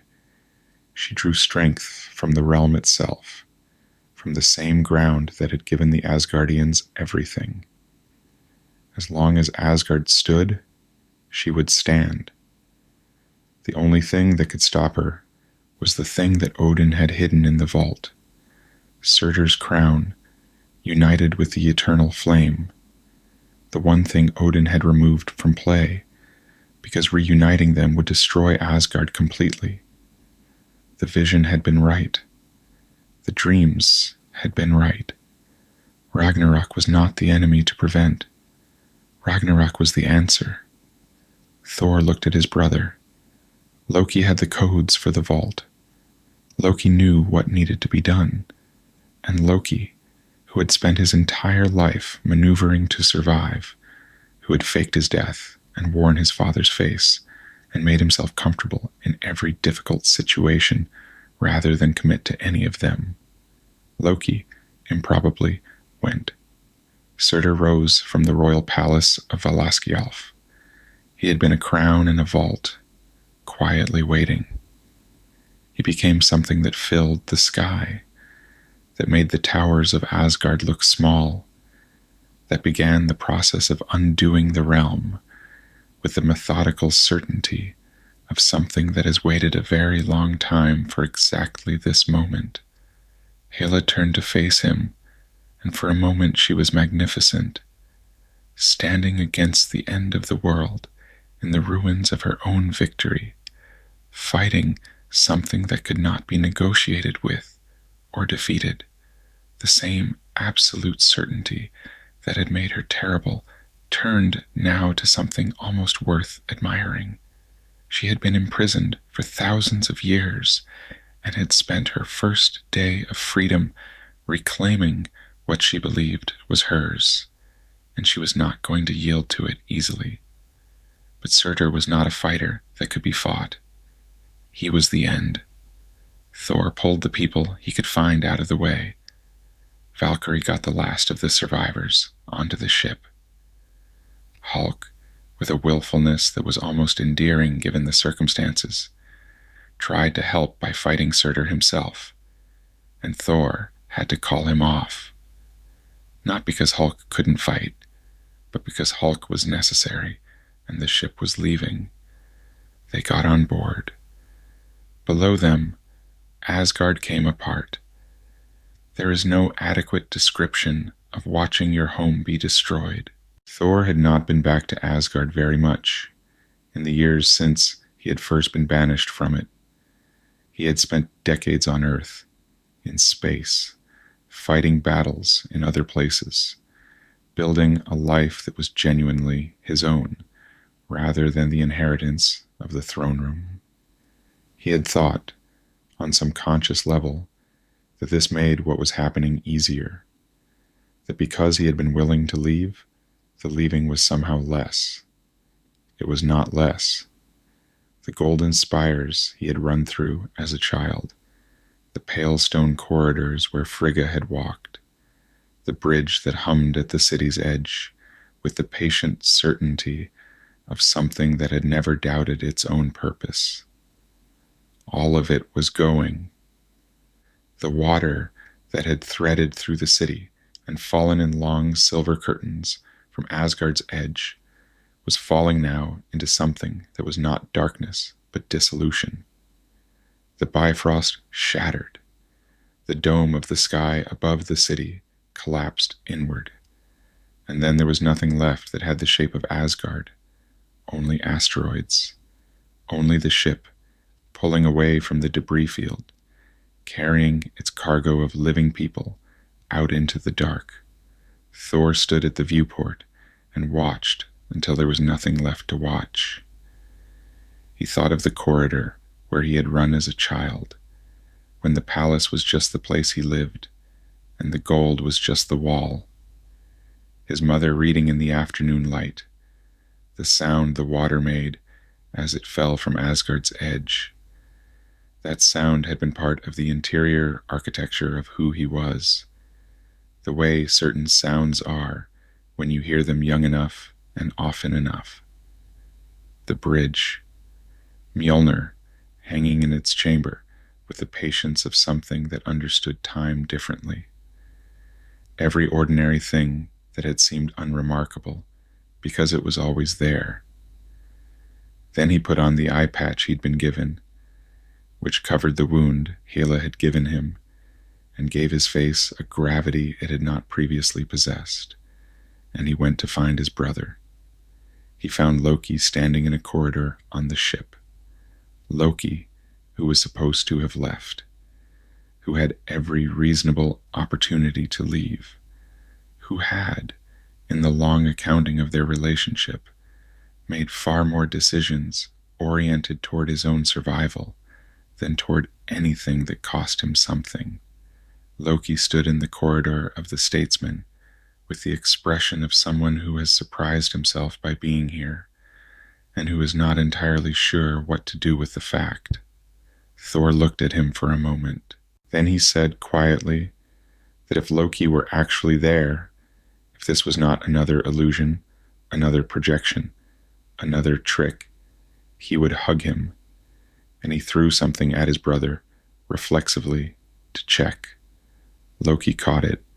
He was actually there. He had actually stayed. There's not much to say about the hug that followed that the hug did not already say.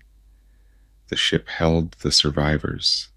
Not everyone, not nearly everyone. Asgard had been a city of hundreds of thousands, and what escaped on the statesman was counted in the hundreds. People who had known each other for centuries, who had lost colleagues and neighbors and family members in the streets of a city that no longer existed, who were now floating in a borrowed ship through a darkness that did not yet have a destination attached to it. Thor was crowned king of the Asgardians. He sat on a makeshift throne at the side of the ship and tried to feel equal to that word. He had been running from the throne for a very long time, not in cowardice, but in the genuine understanding that being made for something and being ready for it were not always the same thing. He had refused the crown while Odin lived. He had declined it after Ultron. He had questioned, for years, whether the man he was becoming was the man who should hold it. He held it now, not because he had been made for it, but because the people needed it, and there was no one else, and those were not reasons he could say no to. He thought of what Odin had said in the vision. He thought of what his father had said on the Norwegian hillside, looking at the sea, in the last ordinary light of his life. He thought of how long it had taken him to understand that strength and wisdom were not competing values, that the two could coexist in the same man if the man was willing to do the work of growing toward both. He was still doing that work. He thought he would be doing it for a long time. Heimdall asked where they were going. Thor said, Earth, perhaps Norway, where Odin had found his peace. Perhaps somewhere new. They would figure it out. They would figure it out. Let that settle now. Let the ship move slowly through the dark, carrying its cargo of living people toward whatever is next. There is something in this story worth carrying with you into sleep, and it is not the battles or the revelations or the extraordinary force of what Thor managed to become in the space of a single terrible day. All of that is real, and all of it matters. But what is worth carrying is something quieter. He had believed for 1,500 years that his power was in his hands, that the hammer was the center of what he was. He had defined himself by what he could hold, and then everything he could hold was taken: the hammer, the throne, the planet, his father, his eye, the city of his childhood.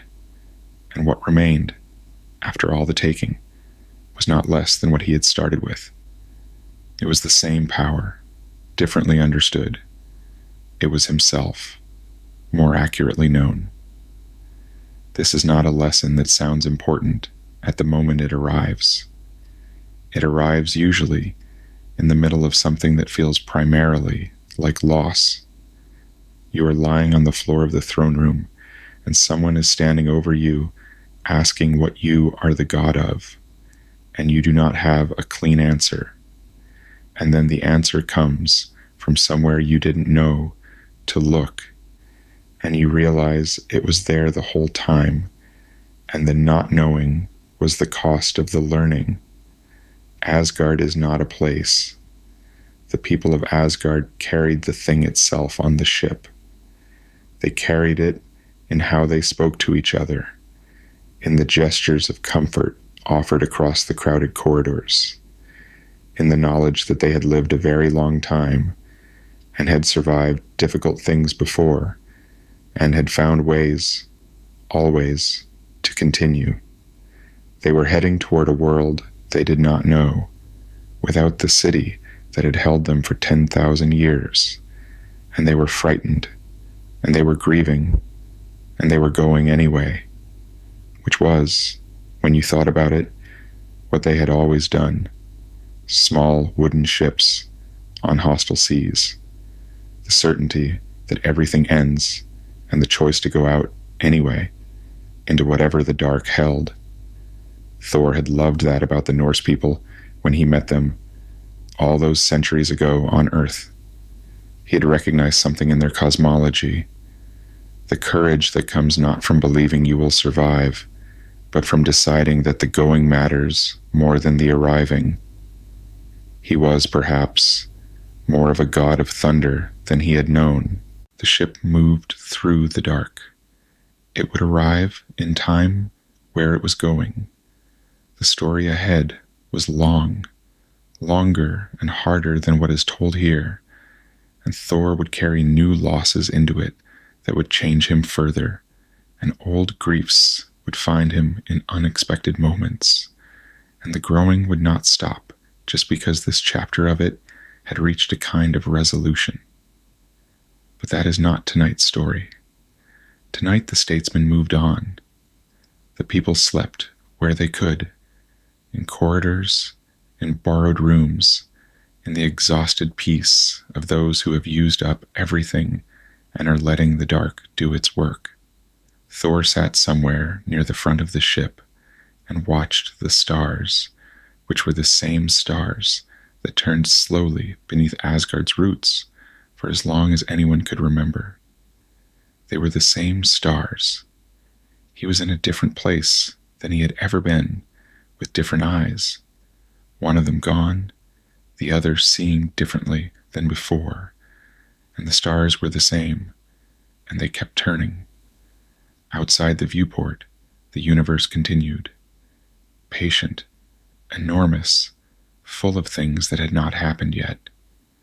He was not the god of hammers. He was not the god of thrones. He was not the god of the golden city that spun in silent asteroids somewhere behind him. He was the god of what moved through him when he finally stopped asking what he was supposed to hold and let the question go. Let your breathing slow now. There is nothing to carry tonight but this. The city is gone. The people are safe. The stars are turning in the dark, outside a ship that knows where it is going, even if no one on board can quite see it yet. You do not need to see it yet. The ship knows. The dark knows. The turning stars have been doing this for longer than anyone has been awake to watch them, and they will still be turning when everyone on board has found their sleep. There is a small hum in the ship, something between machinery and the old resonance of the Bifrost, which is gone but was real, and real things leave traces. It moves through the floor and into the people resting on it. It does not mean anything in particular.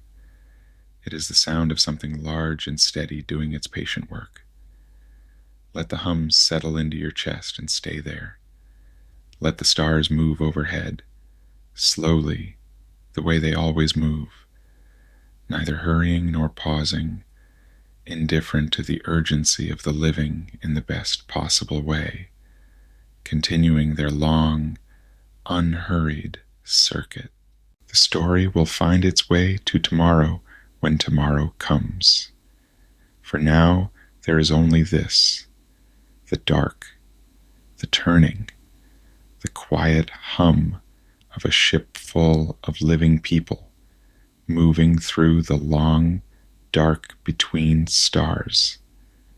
Rest now. There is an ordinary dark, and then there is the other kind. Thor knew that second darkness well. He had crossed it in ships, made of materials with no names in any earth language, stood at the edge of Asgard and looked into it without flinching. He had always believed there was something on the other side worth returning to.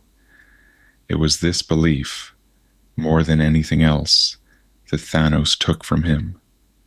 Not all at once, but the chain of events that followed ran through Thor like a fault line, and when it was done, he was still standing, but the ground beneath him was different.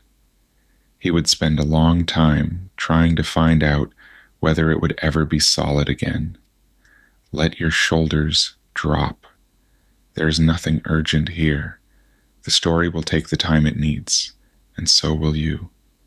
After Asgard fell, the real Asgard, the realm, after Surtur's crown and the eternal flame, and the whole terrible cascade that Thor had set in motion, the survivors boarded a ship and pointed it toward Earth, the possibility of shelter, the slow work of beginning again. Several thousand of them, and in the early days of that crossing, something that looked like life reassembling itself. Children sleeping, old Asgardians murmuring about what they had brought and what they had left behind. Valkyrie doing something productive, as people do who have survived too many things. Loki, almost certainly, doing something that could be described several ways. And Thor, moving through it all. A king without a kingdom, responsible for every life on that vessel. Not gracefully, but completely. He had his brother. Then Thanos' ship materialized across the viewports, and the sounds that followed were the sounds of something vast, tearing through something small.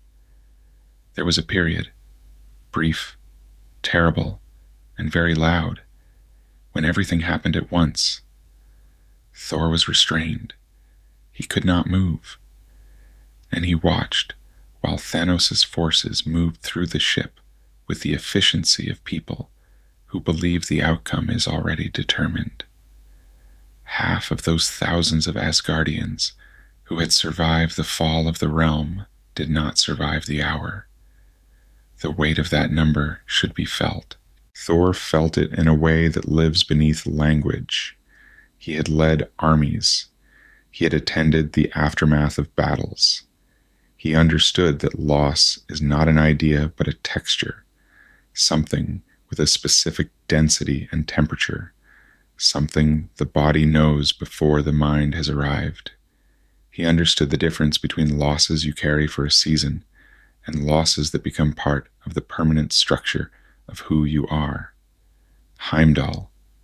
For Thor, Heimdall had always been there, guarding the bridge, watching, seeing, not merely with eyes that could perceive across the 9 realms, but with an attention that was itself a kind of care.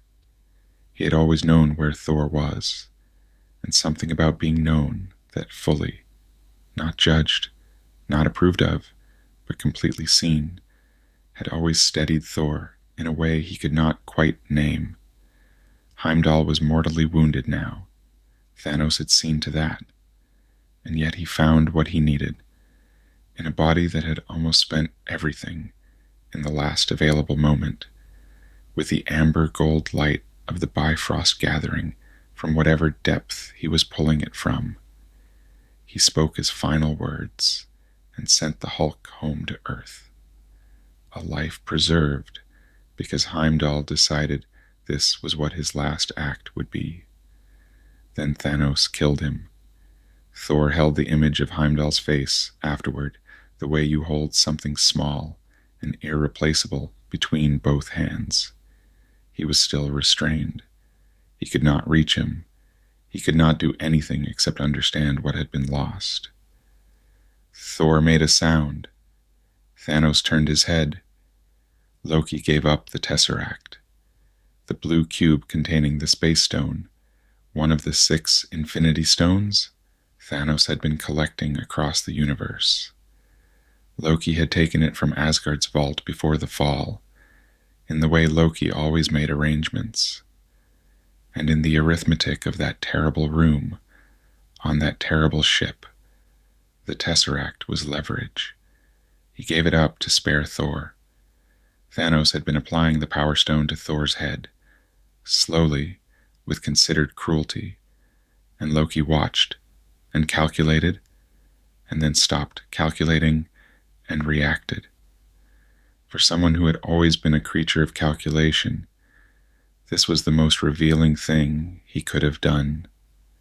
He produced the cube. He extended it. He said what you say when you are giving someone what they want in order to stop something worse. And then he tried anyway. He produced a blade, called Thanos by name. He announced, with complete conviction, that he was Loki Odinson, Prince of Asgard, and that this was not going to stand. 5 infinity stones against a knife.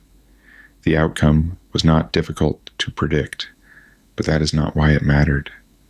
It mattered because Loki, who had spent a long time becoming someone complicated, someone who could occupy any position in a story except the straightforwardly heroic one, who had too much wit and too much damage to ever choose the obvious side.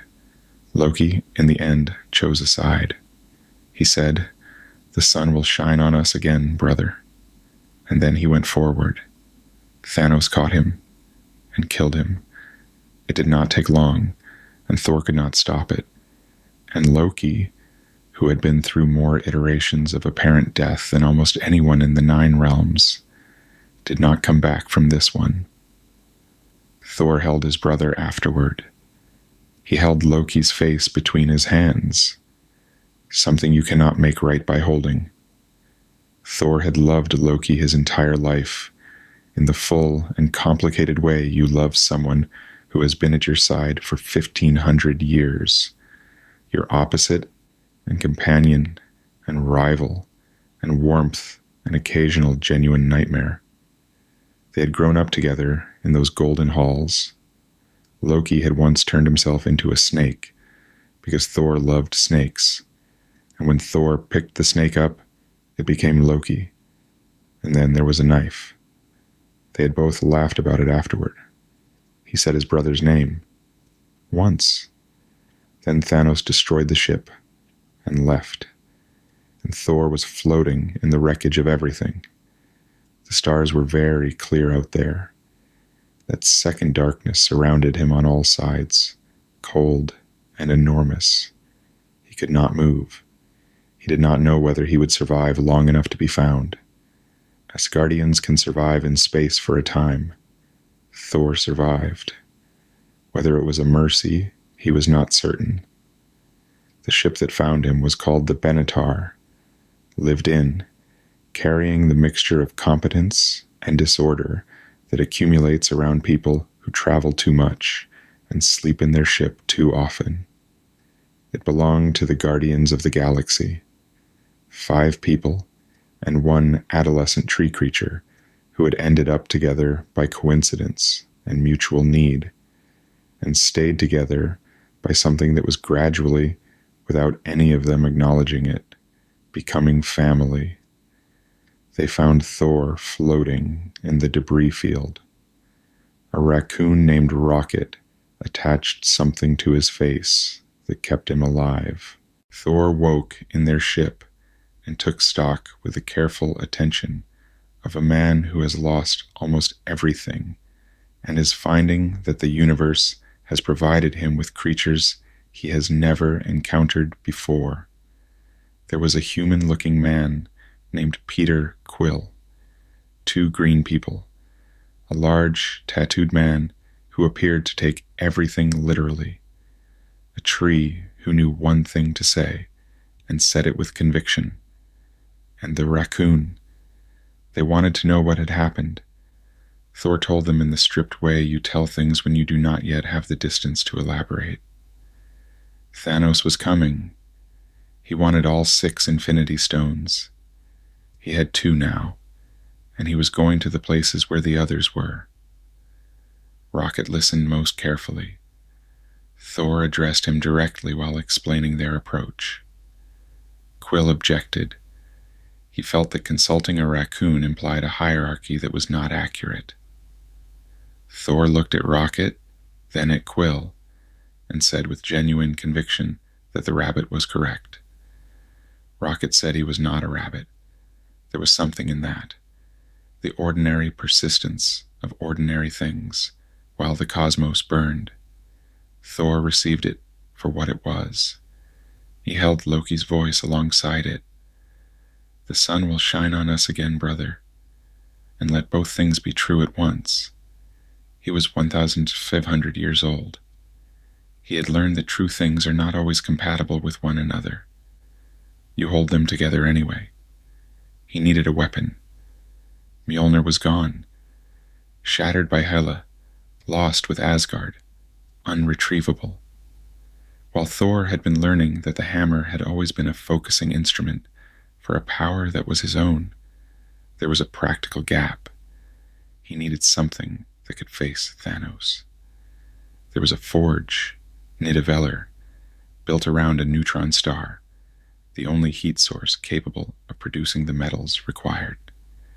Every piece of great Asgardian craftsmanship had come from there, including Mjolnir itself.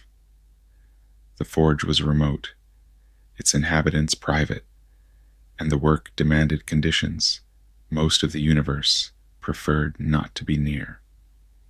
He asked Rocket and Groot to come with him. The rest of the Guardians went elsewhere. Thor and a raccoon and an adolescent tree flew an escape pod toward a neutron star. They talked, on the way. Neither particularly wanted to, but something happened anyway. The kind of understanding that forms when two people are both carrying things too heavy to put down, and proximity makes the weight slightly more bearable without either having to say so. Rocket mentioned, briefly, that he had also lost people. Thor did not press. Rocket did not elaborate. It was enough. They came out of the jump and saw Nidavellir. Great rings around the star, enormous, mechanical, built with the specificity of a civilization devoted to making the impossible. Rings that should have been turning, channeling the star's energy onto the forge below. But the rings were still. The forge was cold. They found Atri, king of the dwarves, enormous even by Thor's standards. His hands were encased in metal.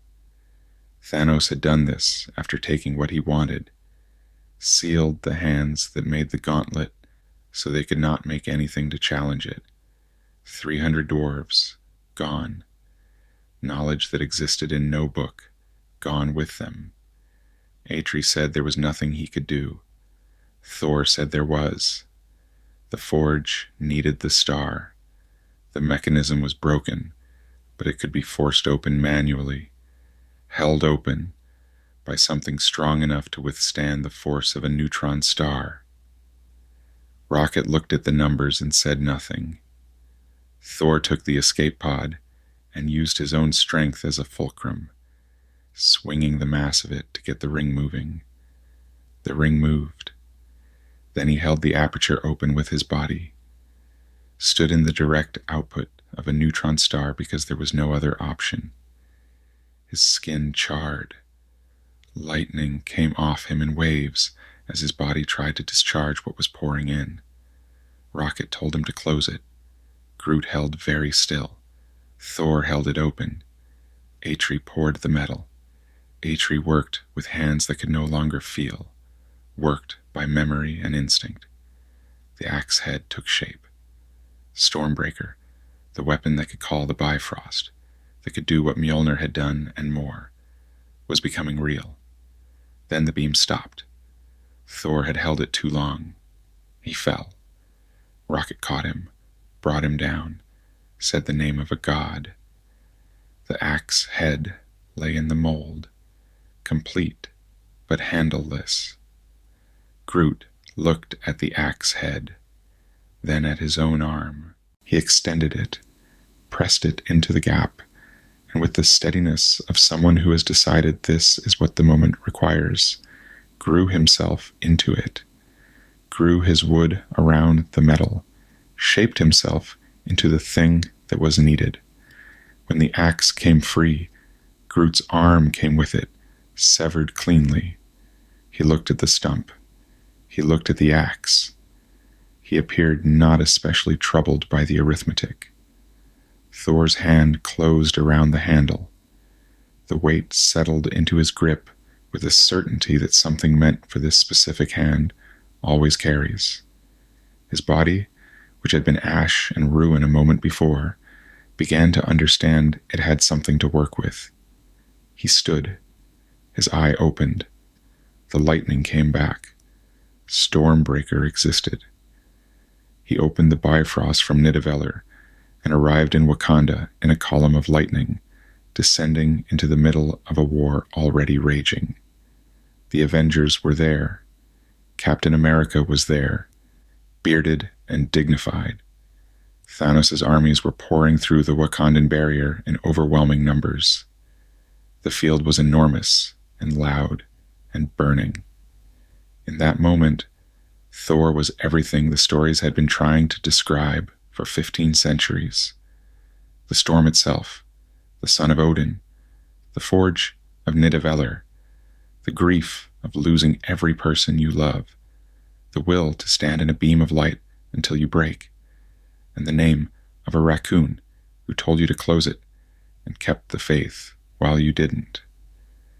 All of it channeled through an axe a teenage tree had helped forge, arriving on a battlefield in Africa, on a planet that had once given him Donald Blake's old clothes and a cup of coffee. The war went accordingly, and at the heart of it moved Thor, searching for one face in all of it. Ships and outriders and disasters averted through combined effort. Thor destroyed ships from the sky, drove a lightning through the army the way water finds the low path, fought beside people he had known for years and long since stopped thinking of as small. He found Captain America, who was, as Thor had always suspected, worthy of something most were not.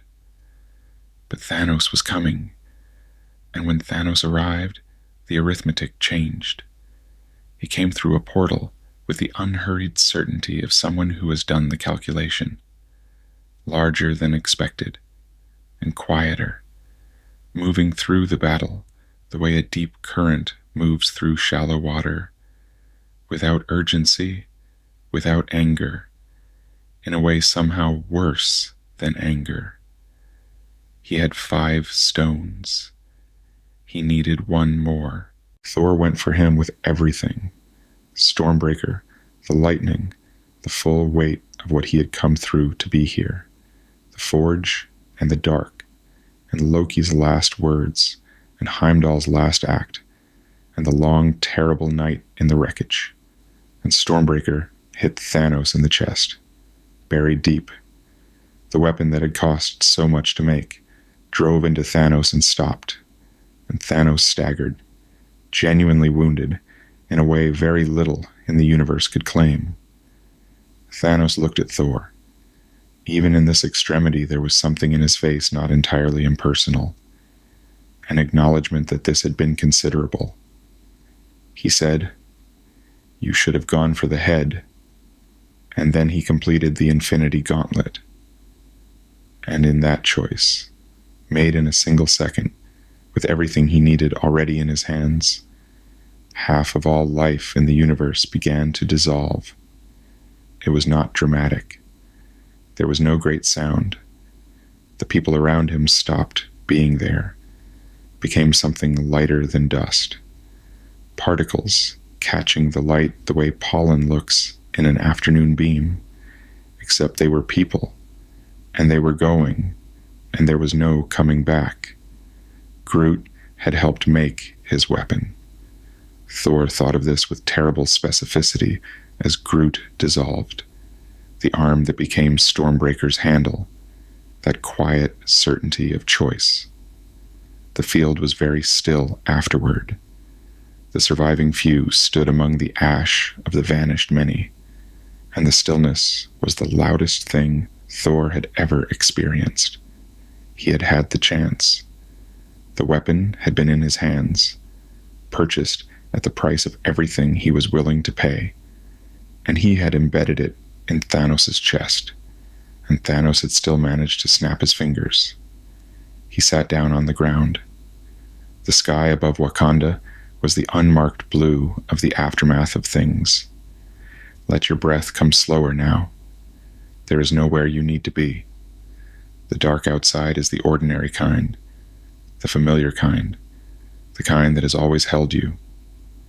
Thor sat in that quiet for a long time. He would carry the weight of that moment, the chance he did not take, for a very long time. This is what certain failures cost, not the outcome alone, the knowing, the recognition of exactly where the choice was, and exactly what you chose instead. He was found in around 500 years old. He had made mistakes before, faced their costs, and kept moving. He would keep moving again. He didn't know this yet. He would have to learn it slowly through a period considerably less dignified than what had come before. But underneath the weight of the failure was the same Thor who had held a star open because it needed holding. That does not go away. It waits. Let everything slow now. Let the chapters settle around you the way a good blanket settles. Not constraining, present, warm. Somewhere in Nidavellir, the forge is still. The rings hang in their orbits around the neutron star, their work done. Atri sits in the silence with his sealed hands and carries what he carries, the way the surviving always carry the gone. Somewhere in the wreckage of the ship that was supposed to take the Asgardians somewhere safe, the dark of space holds everything, pressing neither closer nor farther, present in all directions without preference or judgment. It was there before any of this. It will be there after. And somewhere in the long history of what those two boys were to each other, running through golden corridors, turning into snakes in the garden, losing bets with satisfied laughter. Somewhere in all of that, Loki said the thing he said, which was the last thing, and meant it, which was the most important part. The sun will shine on us again. He said it not as prediction, not as comfort, but as something older than either, a stubborn declaration that the universe is not done yet, that somewhere on the far side of all of this, there is still light, and it will still come. Hold that with you as you drift towards sleep. The story is not done yet. The light still comes. Rest now. Let the dark be the familiar kind. Let your breathing slow to the pace of something that does not need to be anywhere, does not need to carry anything heavy for the rest of this long and ordinary night. Sleep. Worthiness, it turns out, was never about the hammer. It was never about strength or thunder or even victory. It was about the willingness to keep reaching for something greater, even when everything has been taken away. And that's where we'll leave things tonight. If you're still awake, thank you for listening. If you've already drifted off, sleep well. The Sanctum will be here when you return. If you enjoyed this story, a like or subscribe helps other people find their way here too. Good night.